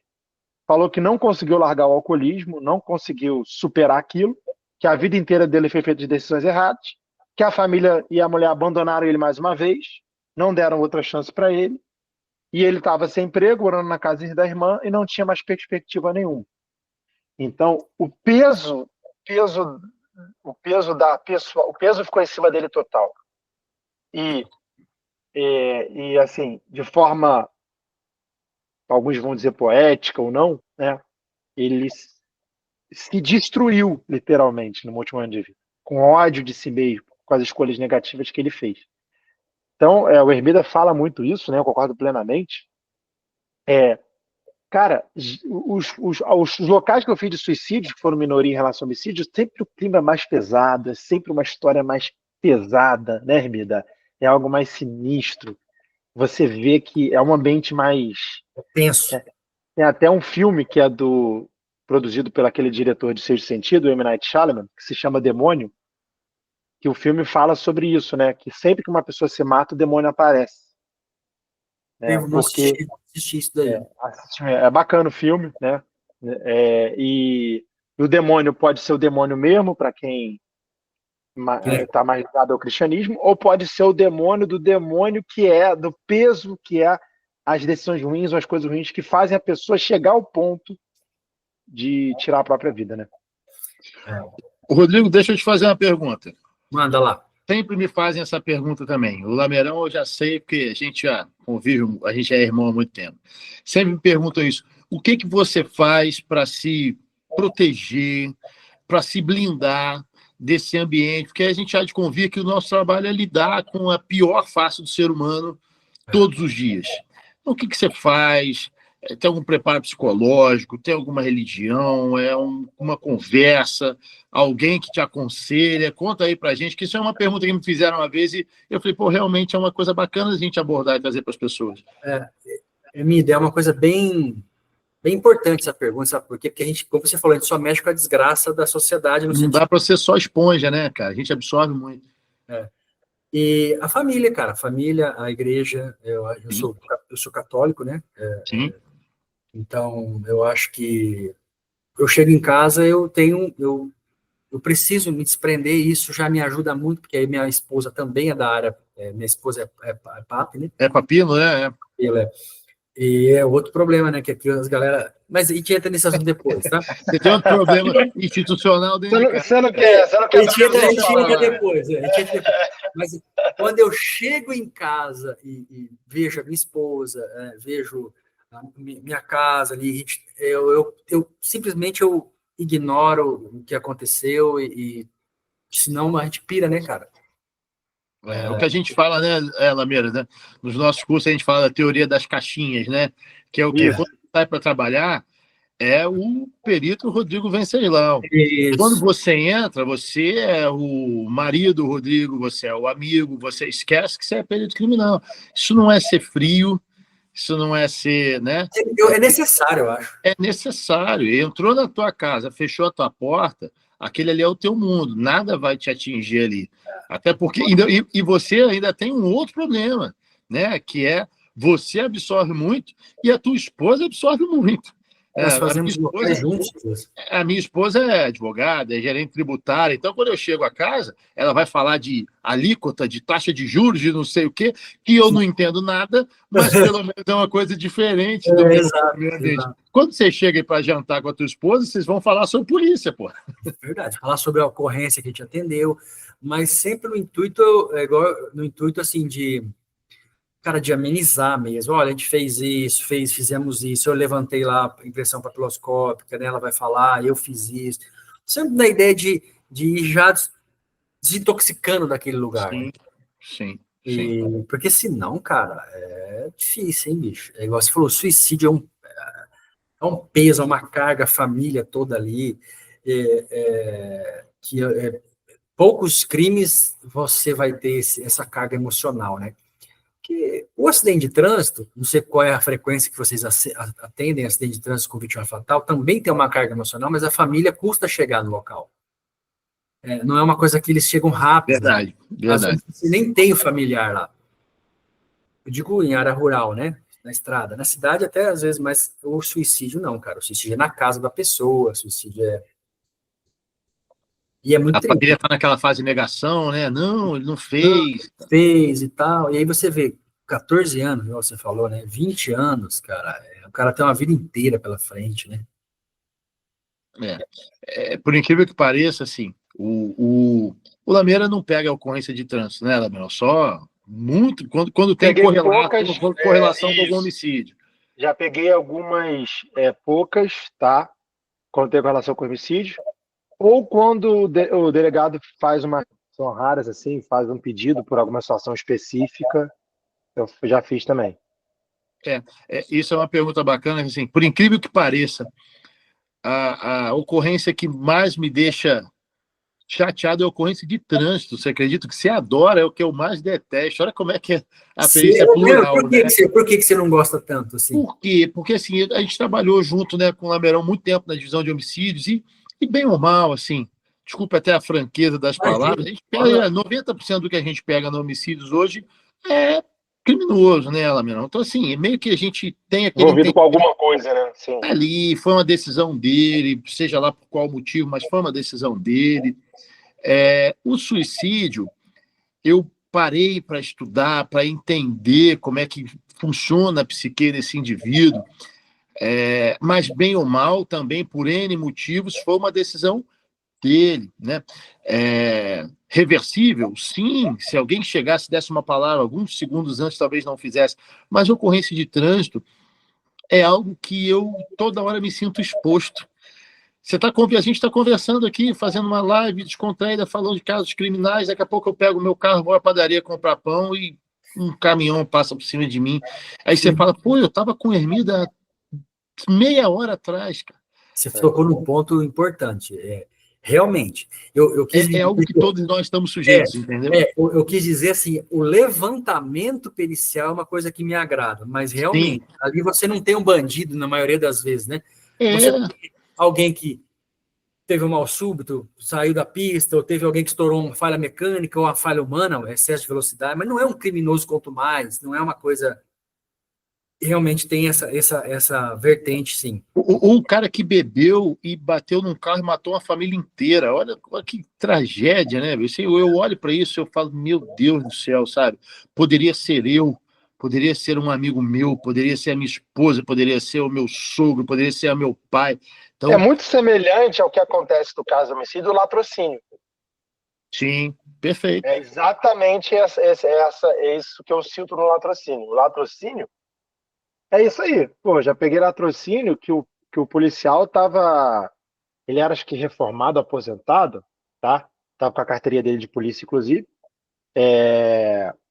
No Dia das Crianças, pegou um ônibus para ir no centro da cidade comprar um presentinho pros netos, né? E aí o cara anunciou o assalto, e aí os dois vieram a óbito na troca de tiro. Mas é isso, o cara tá ali, pô, o Sim, cara acabou de sair da churrascaria aqui, assaltaram ele, atiraram e mataram. é foda, né, cara? Então, é esse sentimento que tem muito parecido com um acidente de trânsito, né? Pô, a morte em acidente de trabalho também é triste demais, cara. Peguei vários já. A pessoa tá pintando lá uma parede e encosta na rede elétrica e vem a óbito ali, sabe? Então o cara tá trabalhando. E para mim é muito difícil, eu peguei pouquíssimos. O cara cai do Nunca, acidente de andaime. trabalho, nunca peguei. O cara cai do andaime, sabe? O cara entra numa área confinada, por exemplo, o cara entra nos tubos lá de esgoto, tal, para fazer manutenção e morre, cara. O cara morre assim, no silo de soja, porque ele cai, a soja cai por cima, ele não consegue sair mais. Então, Caraca. o acidente de trabalho, cara, ele também tem essa. E aí vira briga trabalhista, infelizmente, porque aí a família vai querer entrar contra a empresa, contra não sei quem, porque ela vai querer indenização. Tem seguro de vida. E é um lado que tem que ter um conhecimento técnico grande, né? E aí Um você monte de se o norma cara técnica. se o cara estava na norma, se a bota dele, se a máscara dele, se o cinto dele, se estava tudo certinho. Então é um local bem trabalhoso Mais complexo, né? e tem essa componente aí do cara que não é um criminoso, né? Que ele morre trabalhando, velho. O cara morre trabalhando. É foda, né? Mas assim, eu queria. Já temos 1 hora e pouco aqui. Eu tô tranquilo, vocês que me falam. Rapidíssimo, você quando o papo é bom, bicho. Passa rápido. Vocês devem ter recebido. Qual foi o seu pior caso? Hermídela, qual é o pior caso que vocês pegaram? Vamos lá. Só para a gente não sair né? Vai lá, Lameira. Qual foi o teu? Coincidência foi. Eu falei, eu botei um vídeo sobre isso hoje no Instagram. Geralmente, tipo assim, é um pouco da percepção. Geralmente eu falo um desses dois, né? Um desses três, porque os três relacionam com bebês, né? Então, hoje vou falar dos três, especificamente então aqui, tá? Dos três casos aí. Um foi que talvez em termos de local foi um pouco menos chocante, mas a história é muito chocante em si. Foi uma mãe que chegou com um filho morto, bebê morto, no hospital com uma sacola. Aí o médico estranhou, perguntou para ela o que tinha acontecido. Ela explicou que estava em casa no dia seguinte no banheiro, não sabia que estava grávida, o feto nasceu e caiu no vaso, né? Aí ele falou, então por que você não trouxe ontem à noite? Ela falou que estava muito tarde. Então o que você fez? Deixei ele na privada e fui dormir. E aí foi no dia. Então essa frieza foi um dos mais pesados. O outro, esse foi em termos de local, acho que o mais pesado de local de crime. Foi um feto um bebê encontrado morto esquartejado na rua, com as partes jogadas pela rua, né, bebê recém-nascido. Aí, para quem está assistindo aqui agora e quer. Acabou a bateria aqui do meu fone, pessoal? Estão me ouvindo legal? Tá de boa. Tranquilo. Tá ouvindo bem, né? Tá. 100%. Acabou do direito, então por enquanto você está aqui. E aí, para quem está assistindo aqui que quer ser perito, imagino que tem muitas das pessoas, né? Já se prepara para isso, né? Imagina a cena de você fazer perícia, que você faz.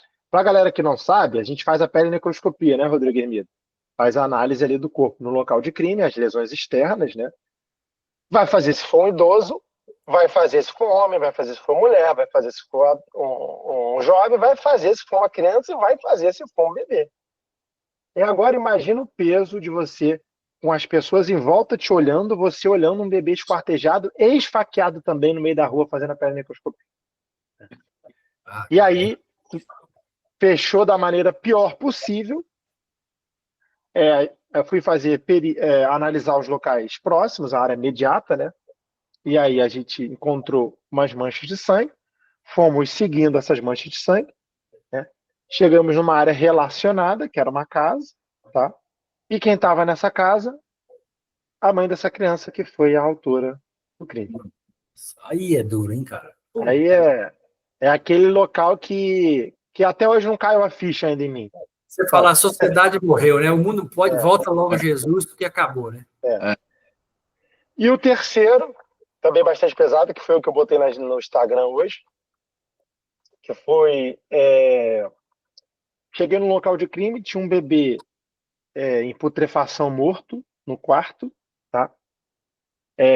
Foi pesadinho também, mas a história por trás foi mais pesada, psicologicamente falando. Por quê? A casa era muito simples, de uma pessoa muito simples. A mãe dessa criança morava sozinha, era uma viciada, né? Já é pesado aí por si só, uma mulher grávida viciada, usando drogas, né? Sim. Essa mulher estava devendo ao Tribunal do Crime, Tribunal do Tráfico da região, e o tráfico enfiou a porrada nela. Ela foi para casa muito debilitada, muito fraca. Na casa, quando eu fiz a perícia, não tinha comida, não tinha nada, a geladeira vazia. Então ela já era fraca por si só com aquele filho. O Hermínia da área da saúde pode até explicar um pouco melhor sobre isso. Isso provocou uma aceleração do parto, né? Enfim, ela teve espontaneamente a criança ali. Isso possivelmente deixou ela muito fraca e ela desfaleceu. Tá? Não morreu, desmaiou. Um dia depois, o vizinho, dando o sumiço dela, não sei se ele chegou a sentir um cheiro, foi lá, chegou na cena, estava ela desfalecida no chão e o bebê morto, putrefado na frente dela. E aí levaram ela para o hospital e eu fiz o local de crime do bebê. Então, isso aí foram os 3 mais pesados. Se não tiver a cabeça boa, o cara não aguenta, né? Não aguenta. Pois é. Aconteceu antes de você, Hermínia, só para eu... Não, fica à vontade. É bebê também, sabe? Aconteceu aqui na região essa semana, chocou o estado, né? Eu acho que, não sei se chega aí, porque aí tem coisa bárbara também, né? O pai teve relações sexuais com a esposa, na cama, né? Em casa e tal. E a criança de 1 ano e 9 meses estava na cama do lado. Então o pai... Depois ele confessou tudo, tá? Ele teve relações com a mãe dormiu ali, ficou ali, e ele disse que não estava satisfeito. Aí Nossa. Já imagina, estuprou a menina de 1 ano e 9 meses, que estava na cama do lado, enquanto ele asfixiava ela. E ela foi para o hospital e morreu em virtude da asfixia e com as lesões de estupro. Então, o pai, né? É pesado, igual o caso que você está... assim, Era pai biológico mesmo? Pai biológico, pai e mãe biológica. A mãe Hermínia, qual é o custo desse crime aí, Hermínia? Pois é, cara, assim... Qual que é o custo desse? E aí, vamos lá. Rodrigo, seja muito sincero comigo. Você acha que prender esse cara está na cadeia, vai ensiná-lo que ele não pode estuprar e matar o próprio filho? Não vai. Ele não mostrou muito arrependimento e tal, falou que... tá bom. Tipo assim, sabe? Eu acho que não tem prisão no mundo que recupera uma pessoa dessa. Pois é. E é nosso trabalho, né? Assim, e que bacana, muito possivelmente com a tua perícia, você já levantou vários vestígios antes mesmo dele confessar. Cara, assim, o principal que foi aqui, nesse caso, é que a menina, como ela foi socorrida e os médicos do hospital que fizeram o registro na delegacia, então acabou que nem teve muito local. Estou esperando ver se faz uma reprodução simulada para ver se a mãe é conivente, porque a dúvida que para é a seguinte: porra, mas a mãe do lado não acordou nada. Nem nada, né? Não acordou, não fez nada, não falou nada, né? Então o laudo do médico legista aqui foi bem categórico, né? Na asfixia, no estupro, né? Então, que é triste, né? Não estou dizendo que é o caso, né, Rodrigo, desse caso aí, mas só dando exemplo para a galera. eu assisto muito documentário, muita série de caso criminal, e existem muitos casos de conivência da esposa com o marido em situações desse tipo, né? Por mais bizarro que pareça, né? Teve até um caso que chocou, que acho que a filha ficou 20 anos presa no porão do cara, nos Estados Unidos, não foi? Estados Unidos. E a esposa disse que não sabia, né? Que a filha estava lá. E aí, né? 20 anos, cara. 20 anos a Pô, pessoa presa. Como é que então, faz? tem várias séries que abordam esses dois extremos de não saber ou realmente saber e concordar totalmente, ou sabe, mas tem medo, mesmo assim é doentio, né? Porque você vai ficar com um cara desse tipo, né? Então, Pensa? assim, é complicado, cara. Mas E o seu, Emília? Você que foi bizarro aí. Tivemos um caso assim parecido, inclusive aqui no Rio de Janeiro, né, o caso do Henri Borel, que ganhou a notoriedade aí. Tanto a gente pode comentar, porque transitou em julgado, a mãe, inclusive, já está solta, né? O padrasto ainda não, mas foi um caso de. Tanto foi conivência que os dois foram presos, né? Pô, Rodrigo, eu já peguei caso, se tudo você imaginar aí, eu já peguei suicídio, que o cara amarrou uma corda no pescoço, a gente mostra isso no nosso curso, amarrou de uma árvore e entrou no carro e acelerou. Ele foi decapitado. Foi decapitado, já peguei, Vi um negócio. já peguei caso de morte por sucessão familiar, né, onde o assassino precisava matar aquela linha sucessória porque era um crime, uma disputa por herança. Então, uma criança também de 8 anos foi morta junto dos pais, né? Pegamos alguns casos aí emblemáticos que eram notoriedade aí no Brasil, né, Lamira? Mas, por incrível que pareça, o que mais me chocou foi um caso que eu peguei de um suicídio, realmente de um suicídio, e eu me furto muito, Rodrigo, a não me assustar, a não me comover muito com os casos, porque eu tenho entendimento de que o Estado paga a gente para que não é para que a gente se choque, é para que a gente resolva aquilo ali. Deixa que os mortos, que os parentes chorem por seus mortos e tal. Depois a gente pode até conversar sobre isso, eu converso com a minha esposa em casa, eu faço as minhas orações, mas ali no momento a gente precisa ser profissional, tem jeito. E um jovem, super jovem também, se suicidou, se enforcou com os cintos lá que ele tinha. Um suicídio como a gente está acostumado a pegar, infelizmente. Tudo transcorria bem até ali, e de repente, uma senhorinha, muito senhorinha, me chama num canto, era a mãe dele. Fala assim, meu filho, vem cá. E tinham outros policiais na casa, né? O local estava preservado. E ela escolheu a mim para aquilo ali, porque eu não sei. Ela chegou e falou, vem cá, meu filho. Ele deixou isso aqui, ó, e eu guardei para te mostrar. Aí me puxa um pedaço de papel, abriu, fala, só que tem um problema. Minha vista está muito ruim, eu não enxergo direito. Está escrito a lápis. Você poderia ler para mim? Era a carta de suicídio, de despedida dele, Rodrigo. Ai, E aí, caralho. assim, tu imagina o que é você ler a carta de suicídio do próprio filho para a mãe. E na carta ele falava coisas do tipo, pô, o culpado realmente sou eu, não aceito ter os problemas psiquiátricos que eu tenho, eu me trato há muito tempo e não vejo melhora, eu sou um estorvo para a minha família. E aí, no final, ele falava assim, mãe, a senhora é uma heroína de ter aguentado tudo que eu lhe proporcionei a vida inteira. Como é que você lê isso para uma mãe que está vendo o filho morto na frente? Né? E desde que terminou a carta, assim, essa frase eu nunca esqueço. Terminou assim, não se preocupe, que o único que deu errado fui eu. Eu nasci na melhor família que eu poderia ter nascido. E a mãe, Ermida? Fala, que cara que fez? Eu te confesso até que eu pulei algumas partes da carta, porque você faz uma leitura rápida e fala, cara, não vou ler isso, cara, não vou ler isso. Sabe? E aí ela entrou, saiu daquele momento da fase de negação e falou, olha, ele se matou por culpa minha, que também é uma das fases da psicologia forense, né? Eu não deveria ter saído de casa, não deveria ter deixado ele sozinho, eu fui no mercado fazer compras, ele dormia do meu lado porque eu tinha medo dele fazer isso. Eu falei, senhora, você tinha que sair, em algum momento você tem que sair, uma hora você tem que fazer sua necessidade, você tem que tomar banho, não vai ficar com ele 24 horas.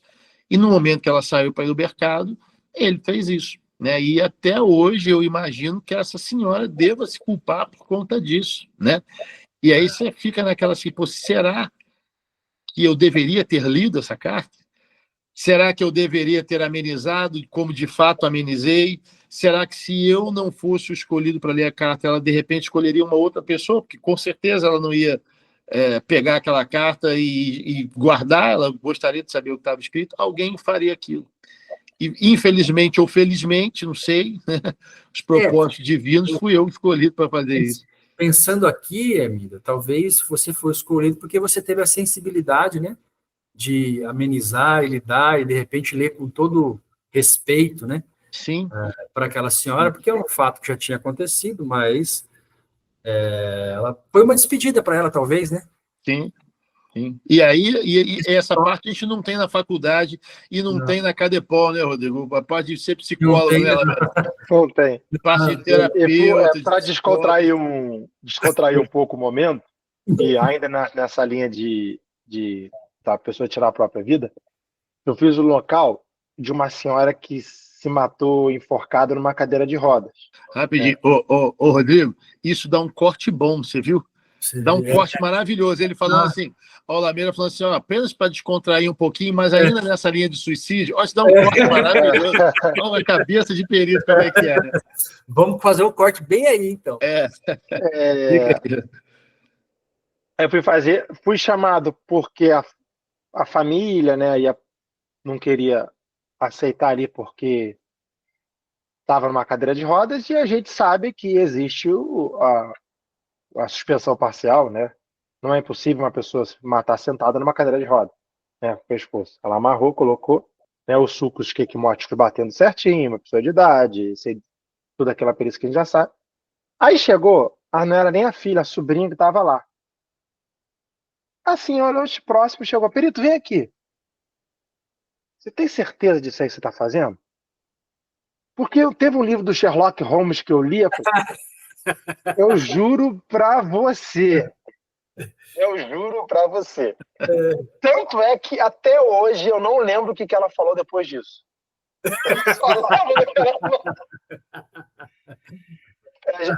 Já aconteceu com vocês alguma situação desse sentido? Você falou para ela ser elementar, meu caro Watson. Elementar. Não, aconteceu uma coisa engraçada, mas assim, eu estava na cena de crime fazendo o exame perinecroscópico, estava mexendo o corpo, mexendo, e a gente conseguia ouvir os populares atrás, né? Aí uma menina falou para outra, assim, que eu ouvi, né? Quando eu estava mexendo o corpo, pondo a mão no sangue e tal, ela falou assim, ela falou assim, para a amiga dela, falou assim, nossa, mas que servicinho desse cara, tem que ficar mexendo no corpo cheio de sangue, que nojento. Aí eu dei risada, né, cara, porque eu falei, eu olhei para ela e falei assim, bom, ainda bem que tá eu fazendo aqui, porque se fosse depender de você, o cara ia estar morto aqui até agora, né? Mas... E tem um exército de pessoas no Brasil que querem esse sonho, exatamente esse sonho, né? Exatamente. Ela falou, nossa, isso é uma das coisas que até hoje, eu confesso para vocês, você vai ficando mais velha, né? Aí, aquela coisa, né? Hoje eu me sinto que eu não sou mais aquele jogador com 20 e poucos anos na Copa, lá no auge, né? Hoje já são 11 anos na divisão de homicídio, você já tem um pouco menos de paciência, um pouco mais cansado, né? Sou muito feliz de conseguir manter ainda a motivação, mas é um desafio, né? Então, assim, ainda hoje, de vez em quando, eu me sinto desconfortável de mexer no cadáver na rua ali com a mãe olhando para a irmã. É uma coisa, é desconfortável. Eu não me acostumei 100% com isso. Então, assim, a pessoa não entende. Você está lá, né, e mexendo na irmã, virando de cabeça para baixo. E aí eu costumo, inclusive, quando é um parente vem conversar comigo para ver, eu sempre falo o seguinte, ó, você não vai querer se despedir dela dessa maneira, né? Você vai ter o funeral para você ter uma última imagem adequada, você não vai querer ter essa imagem final dela. Então é um pouco do que o Revida falou, do seu psicólogo, né? Eu falo exatamente a mesma coisa. Eu falo, olha, não é essa visão que você precisa do seu familiar agora, nesse momento. Não é isso que você precisa ver agora. Aí, se a pessoa insistir muito, ela é adulta, ela tem, mas eu sempre aviso. Não é isso que você precisa guardar na sua memória do seu familiar. Eu não recomendo, forte, não recomendo. Eu tive um caso uma história bem ruim em relação a isso também. Um auto de resistência, na época era auto de resistência, né? Depois mudou para morte por intervenção policial, morte por intervenção de agente do Estado, vai mudando de localidades para localidades, enfim, na época ainda era um auto de resistência.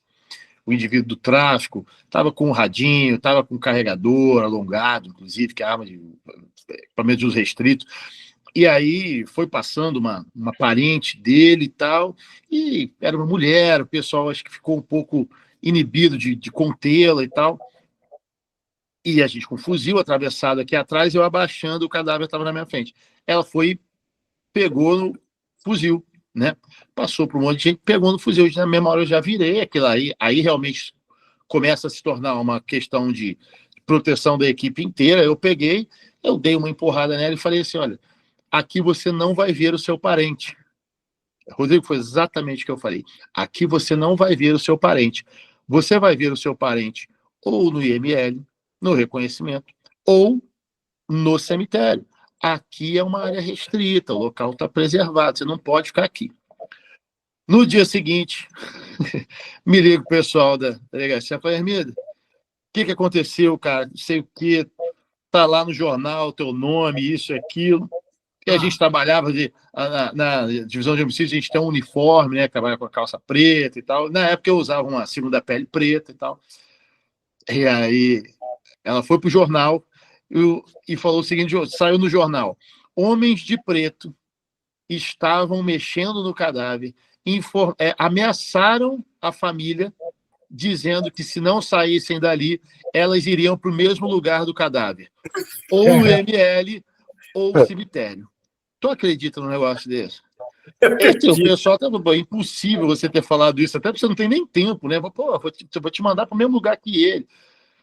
Então, assim. Eu acredito. E aí depois aquela coisa que é o bom trabalho da imprensa, que é o quê? Contar mentira, que não tem nenhuma correlação com a verdade. Você falou, tem um padre que ele fala uma coisa muito interessante sobre exatamente isso. Ele falou, olha, eu tenho responsabilidade sobre o que eu falo, não sobre o que você entende do que eu falo. E é isso. Exatamente. E é isso. Mas ali eu vi uma perfeita maldade, sabe? Uma intenção, um método, inclusive, de uma criação de narrativa antipolícia, que é algo que a gente vive muito aqui no Rio, que é algo que, assim, eu tenho um irmão, né, que mora no Mato Grosso, tenho muita gente que eu conheço aí no Mato Grosso do Sul também, e eu percebo que isso é diferente aí. Aqui no Rio a gente tem, além da bandidolatria, um discurso fortemente antipolícia. Além de uma lei extremamente leniente, a gente tem uma construção de uma narrativa antipolicial. Aí eu vejo que a população ainda apoia muitas ações da polícia, ainda é a favor da polícia, é contra bandido. Aqui não. O mesmo cara que está ali do teu lado, está na praia, ele está na praça, ele está fumando maconha em praça pública, ele está usando droga na praia, mas ele acha que o problema do tráfico não tem nada a ver com ele. Né? Ele acha que é puramente um problema da polícia, que o tráfico não subsiste com o dinheiro que ele usou naquela droga ali. Isso é uma característica muito ruim do Rio de Janeiro, que eu não vejo em outros. Vejo, assim, alguns estados do Nordeste já começa a acontecer, a Bahia eu vejo isso, no Sul o pessoal tem um discurso fortemente pró-polícia, aí no Centro-Oeste também, mas aqui no Rio de Janeiro não é a nossa realidade, infelizmente. O que me veio aqui agora, Hermínio, se você pudesse escolher, eu vou nascer de novo, certo? Você nasceria no Rio de Janeiro? Você, Lameirão, também? Você falou, Pô, que peça, nunca me fizeram, cara. Eu vou primeiro a bomba pro Lameirão, depois eu respondo. Vou te falar uma coisa. Acho que você pode mudar para esse país. Você escolhesse o país para nascer. Tá, se você pudesse escolher um país hoje, você fala, eu vou nascer de novo, vou nascer onde? Você escolheria onde, Lameirão? Você viajou muito lugar. Lameirão, onde ele não conheceu, né, cara? Lameirão tem que falar. Cara, eu gosto muito do leste europeu. República Tcheca, Hungria, que foram países que experimentaram diferentes ideologias, momentos de passaram por momentos muito parecidos com o que nós estamos passando hoje em dia e fizeram escolhas muito sabidas, né? Então, assim, República Tcheca e Hungria são países excepcionais, países que as coisas funcionam. Para você ter uma ideia, eu fiz uma pesquisa na época que eu estava na Hungria, né?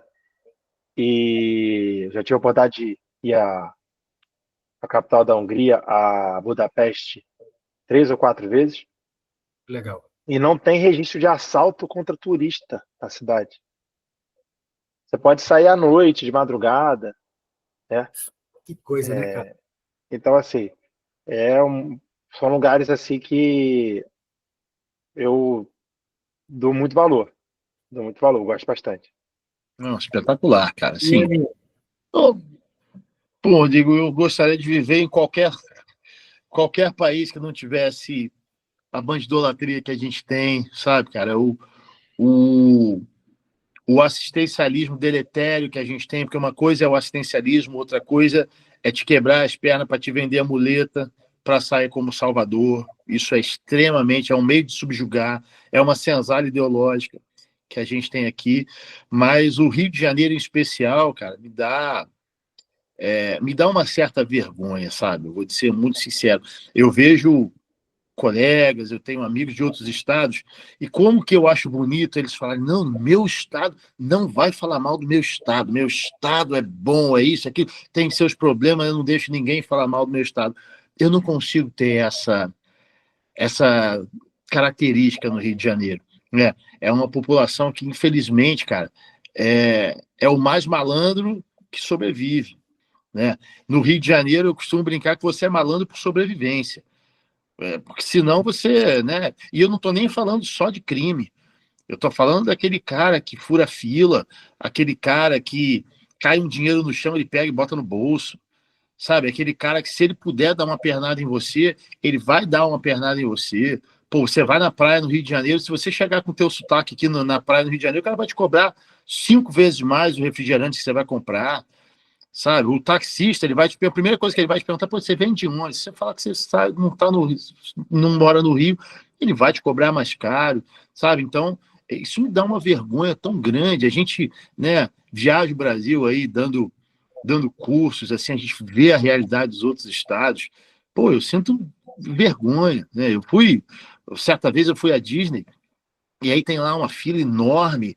Você vê, aí você vê o cara pulando a fila, sabe? Passando pelas contenções para dar um jeito de chegar lá na frente. O meu irmão olhou para mim e falou assim: esse cara é brasileiro. Eu falei, mano, não é não, é mentira. Para de ser cultura de vira-lata, para de cortar na própria carne, valoriza o brasileiro. Ele falou, Thiago, esse cara é brasileiro. Aí daqui a pouco ele começa a conversar com o filho, o cara é brasileiro. Sabe? E aí você começa a ouvir, pô, você está entendendo por que o americano não gosta de brasileiro? É por isso. Está entendendo por que o português ele não gosta do brasileiro? É por isso, porque o brasileiro é famoso por dar jeitinho nas coisas. Pô, só para a gente finalizar esse pensamento, existe uma característica pior para um povo do que ser conhecido como povo que tem o jeitinho brasileiro. Qual é o nosso personagem que representa? Qual é o nosso personagem que representa a gente na Disney? É o Zé Carioca. O Zé Carioca é um papagaio que a característica dele é dar pernada nos outros. Esse é o nosso modelo. Isso é o que a gente expressa, assim, que a gente é conhecido no mundo. E não por acaso o nome dele é Zé Carioca. Complementando, isso é uma questão de valor pessoal, tá? Então, quem está me assistindo aqui agora, respeite se seus valores forem diferentes, mas pelos valores que eu fui criado, pelos valores que eu me aproximo hoje em dia, né? Que você não é cristão, você vai em busca do cristianismo constantemente, certo? Porque você está pecando o tempo todo. Cara, eu não posso ter orgulho de um país que é líder mundial em homicídios. Eu não posso ter orgulho de um país que agora está quase sendo ultrapassado em saneamento básico em relação à Índia, né? Eu não posso ter orgulho de um país dos mais corruptos do mundo. Eu não posso ter orgulho de um país dos piores índices de educação do mundo, né? Que a única universidade, por exemplo, que estava no top 100 aí, o top 200, que era a USP, nem não está mais. né? Então, assim, consigo ter um orgulho, entendeu?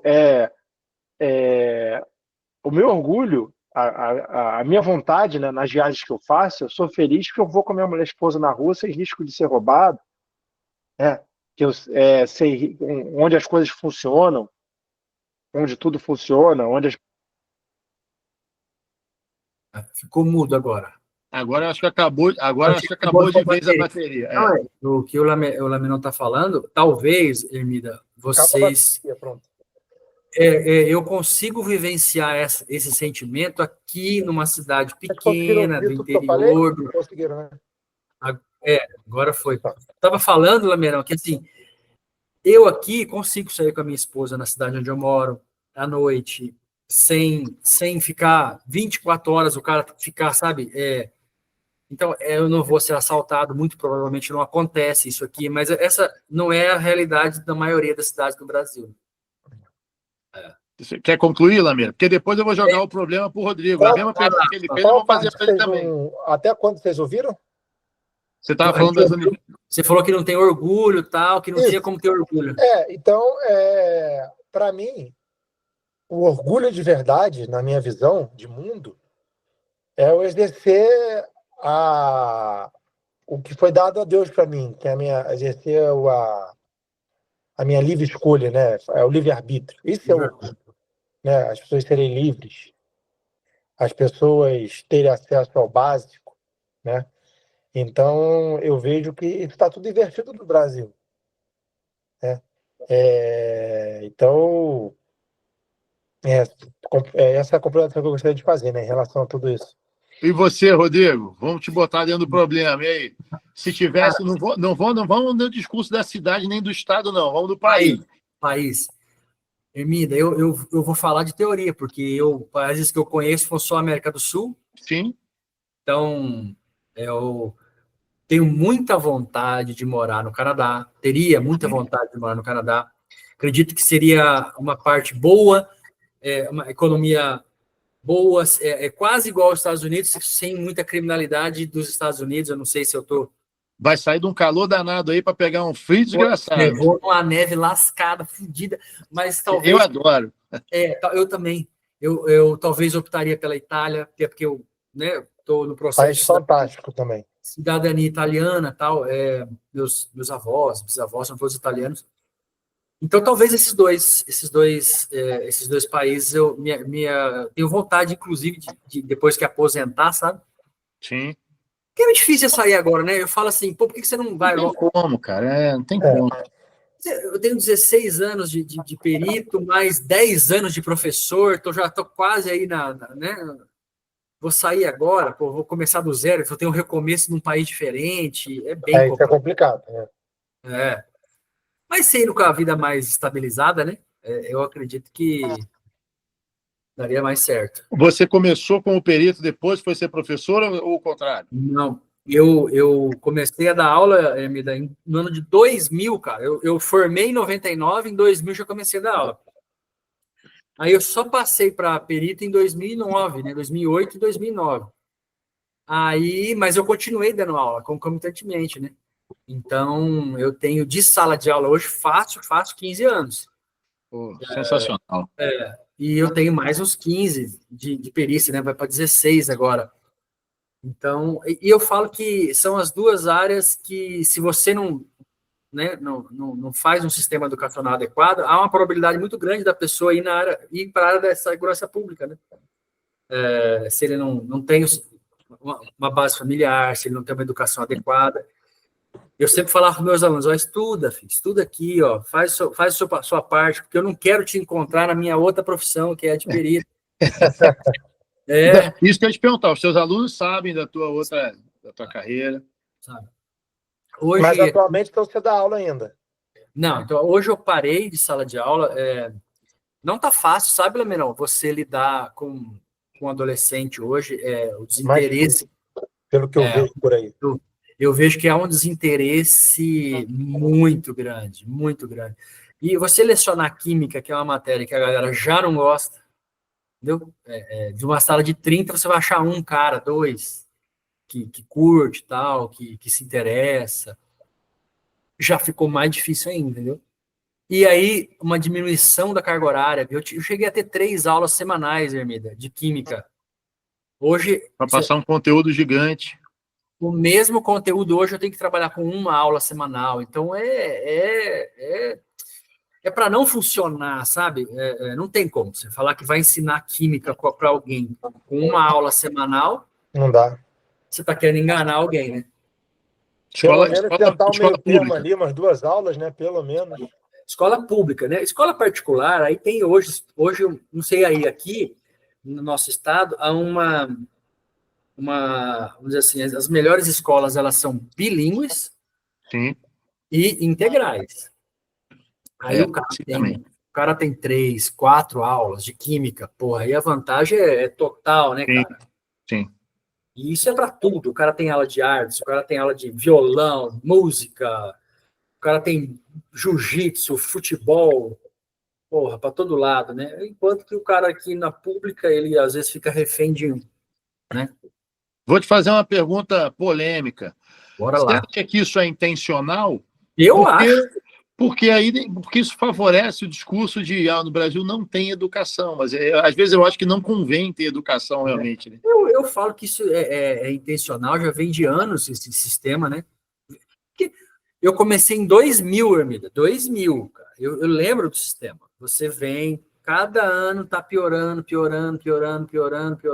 Nós estamos hoje, chegamos hoje. Chegou praticamente as últimas 3 décadas aí, né? Exatamente, cara. Exatamente. E você, cada vez o professor tem menos suporte, cada vez tem menos estrutura para lidar com a. Levando até para um outro lado agora, não pensando na educação ruim em si só, que acho que é ponto em comum aqui entre nós três, mas a gente está passando por uma mudança de sociedade brusca em relação à forma de ganhar dinheiro, ao que interessa às pessoas, certo? Dá ponto de me questionar como é que vai ser o sistema educacional de escola básica e universidade a nível mundial no futuro. Cara, é uma boa pergunta. Você sabe que eu nunca a minha reflexão sobre o futuro é que nós temos que tender para a área da tecnologia da informação, da área das redes, da área da TI, programação. O cara que estiver fora disso, ele está fora do mundo, ele está alijado do sistema de trabalho. Vocês já pararam para pensar? Eu tenho visto alguns casos atualmente disso, até casos de pessoas próximas, que está começando a ter desemprego até incrivelmente na área de medicina. Mas, rapaz, eu vou te falar. Que é algo que era impensado no passado. Não, eu tenho colegas legistas aqui, não vou citar nomes, mas a disputa, o que acontece? Criou-se uma reserva de mercado, então, né, por conta da ausência de universidades, tal, aí abriu as pernas. Tem medicina. Semana passada, retrasada, eu fiz esse mesmo bate-papo com uma médica veterinária. Por ano, em Campo É o meu Grande, caso. Então, por ano, Hermida, aqui, só em Campo Grande, são 400 formados por ano, de médicos veterinários. Quer dizer, não comporta, você entende? Não tem como. Aí, todo ano, 400. Médico é a mesma coisa. Só na cidade. Só aqui no Campo Grande. Sim. Campo Grande não tem 1 milhão de habitantes. É uma cidade que está para entre 800 e 900. Nossa. Então, todo ano, 400 médicos veterinários. Não suporta, não tem como. E a tendência para a medicina é igual, cara. Eu tenho colegas médicos que falam assim, eu não consigo entrar no mercado na cidade grande. Não consigo, porque os que já estão estabelecidos, eles criam uma dificuldade. Lógico. Não, e voltando a essa questão dessa mudança, as próprias inteligências artificiais, certo? Estão crescendo de uma forma assustadora. Foi o que o Hermida falou. A gente não bate de frente com o que está crescendo, a gente tem que caminhar junto.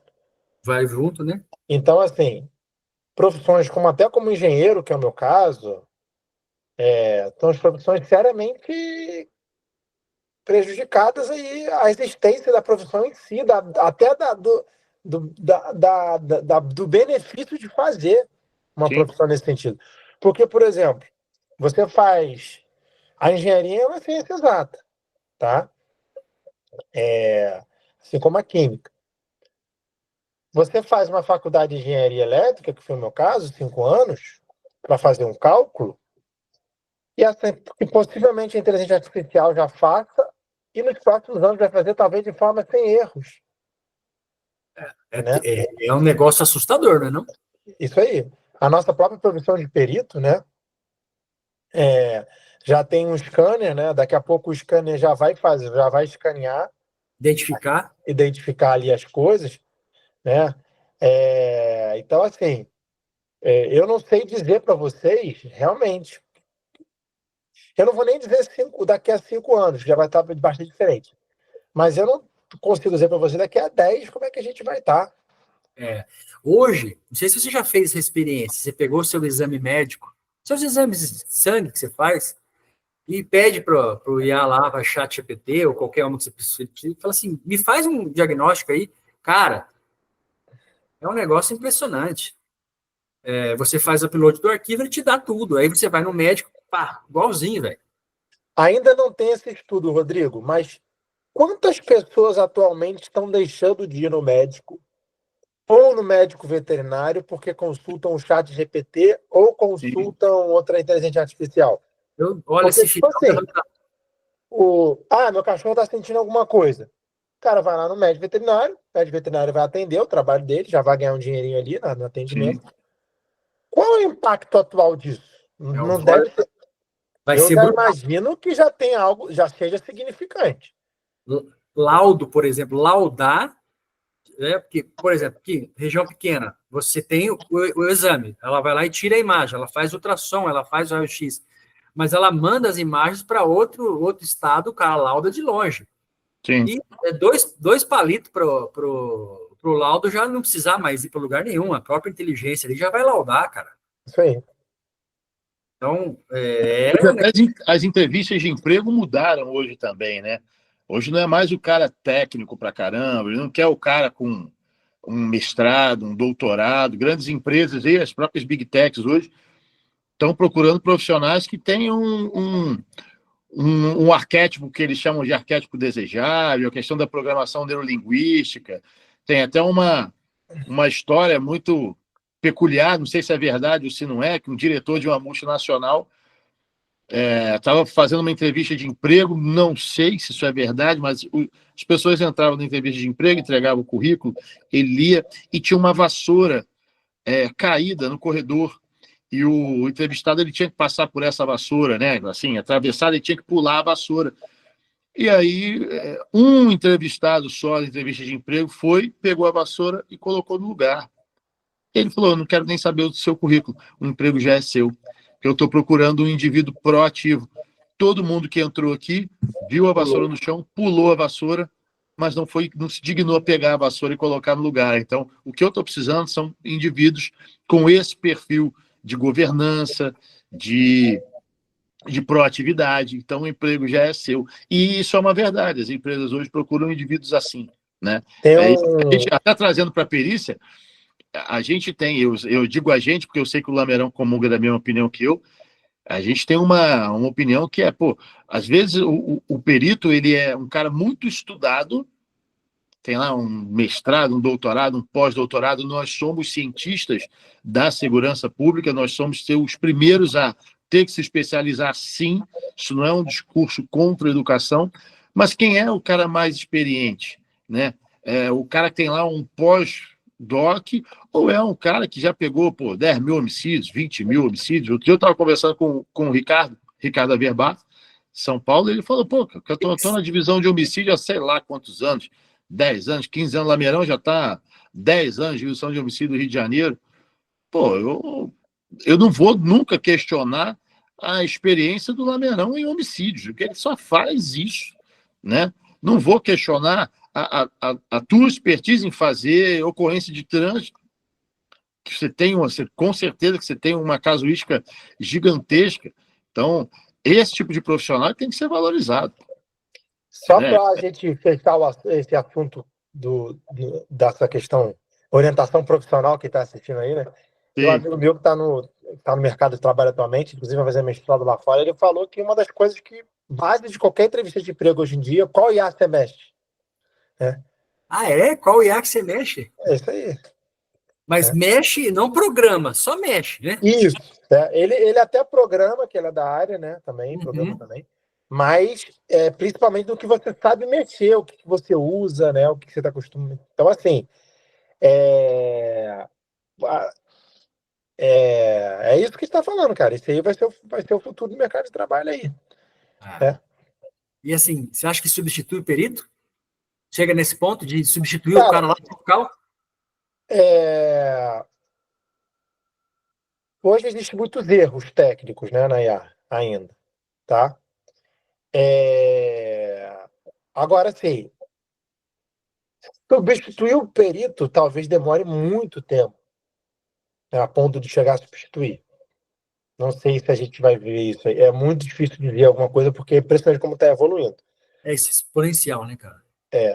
Mas, com certeza, no futuro muito próximo, ela já vai estar sendo usada ativamente, né? Em locais, em laudos, né? Pô, não precisa muito. Por exemplo, você estava falando de mestrado e doutorado, o meu mestrado e meu doutorado foi com IA, foi com aprendizado de máquina. Quer dizer, eu usei a máquina para aproximar valores de resíduo de tiro. Então, por exemplo, você treina uma máquina, né, uma machine learning, né, que é a base da... Você treina o sistema para identificar padrões e ele consegue fazer isso com uma destreza que a gente não conseguiria, entendeu? Então, isso é até uma coisa que eu estava para te perguntar, Rodrigo. Eu lembrei esses dias aí eu falei, pô, quando tiver abordagem, vou perguntar para ele. Você estava pesquisando a questão da prova NTA, não estava?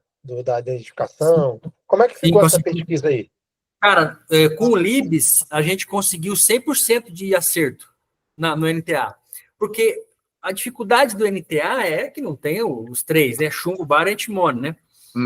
Não tem do jeito que é encontrado na munição normal. Só que a gente fez aqui, Lameiro, uma análise multivariada. Não sei se você já viu alguma coisa, tipo assim. Então, em síntese, eu coletei, fiz o disparo sabendo que era NTA, o padrão, coletamos da pessoa, levamos para o aparelho que chama LIPS, que é um laser, né, um pulso de laser, ele vai tornar elementar, ele vai trazer tudo que tem ali a átomos. Então, vai ter cobre, magnésio, carbono, oxigênio, e a gente consegue fazer uma análise não só de uma variável, sim de todos os elementos que compõem aquela amostra. E aí a IA serve para isso. Ela, nessa amostra tem mais carbono proporcionalmente ao magnésio, que é isso, que é isso, que é isso, que é isso. E a gente conseguiu identificar 100% de NTA. Que seria, você consegue identificar a exata composição da NTA, é isso? Não, eu consigo dizer que é um tiro de munição NTA. Entendeu? Mas porque você identifica essa exata composição através desse... Isso, porque a gente consegue traçar um perfil, vamos dizer assim, daquela munição, né? Então, em tese, se os estudos de criminalística adquirirem esse material, já pode começar a ser operado isso aí. Hoje, o protocolo está pronto, inclusive. Está pronto para ser usado. O método de coleta é o mesmo, pode ser na fita, normal, né? E naquele stub também? O stub se vai para o MEV, né? Quando vai para o MEV, a gente usa o stubzinho metálico. No caso do LIPS, nem precisa. Mas na fita. Na fita mesmo. Pode ser feito no local. Se tem LIPS que é portátil hoje. Você leva no local e faz se quiser.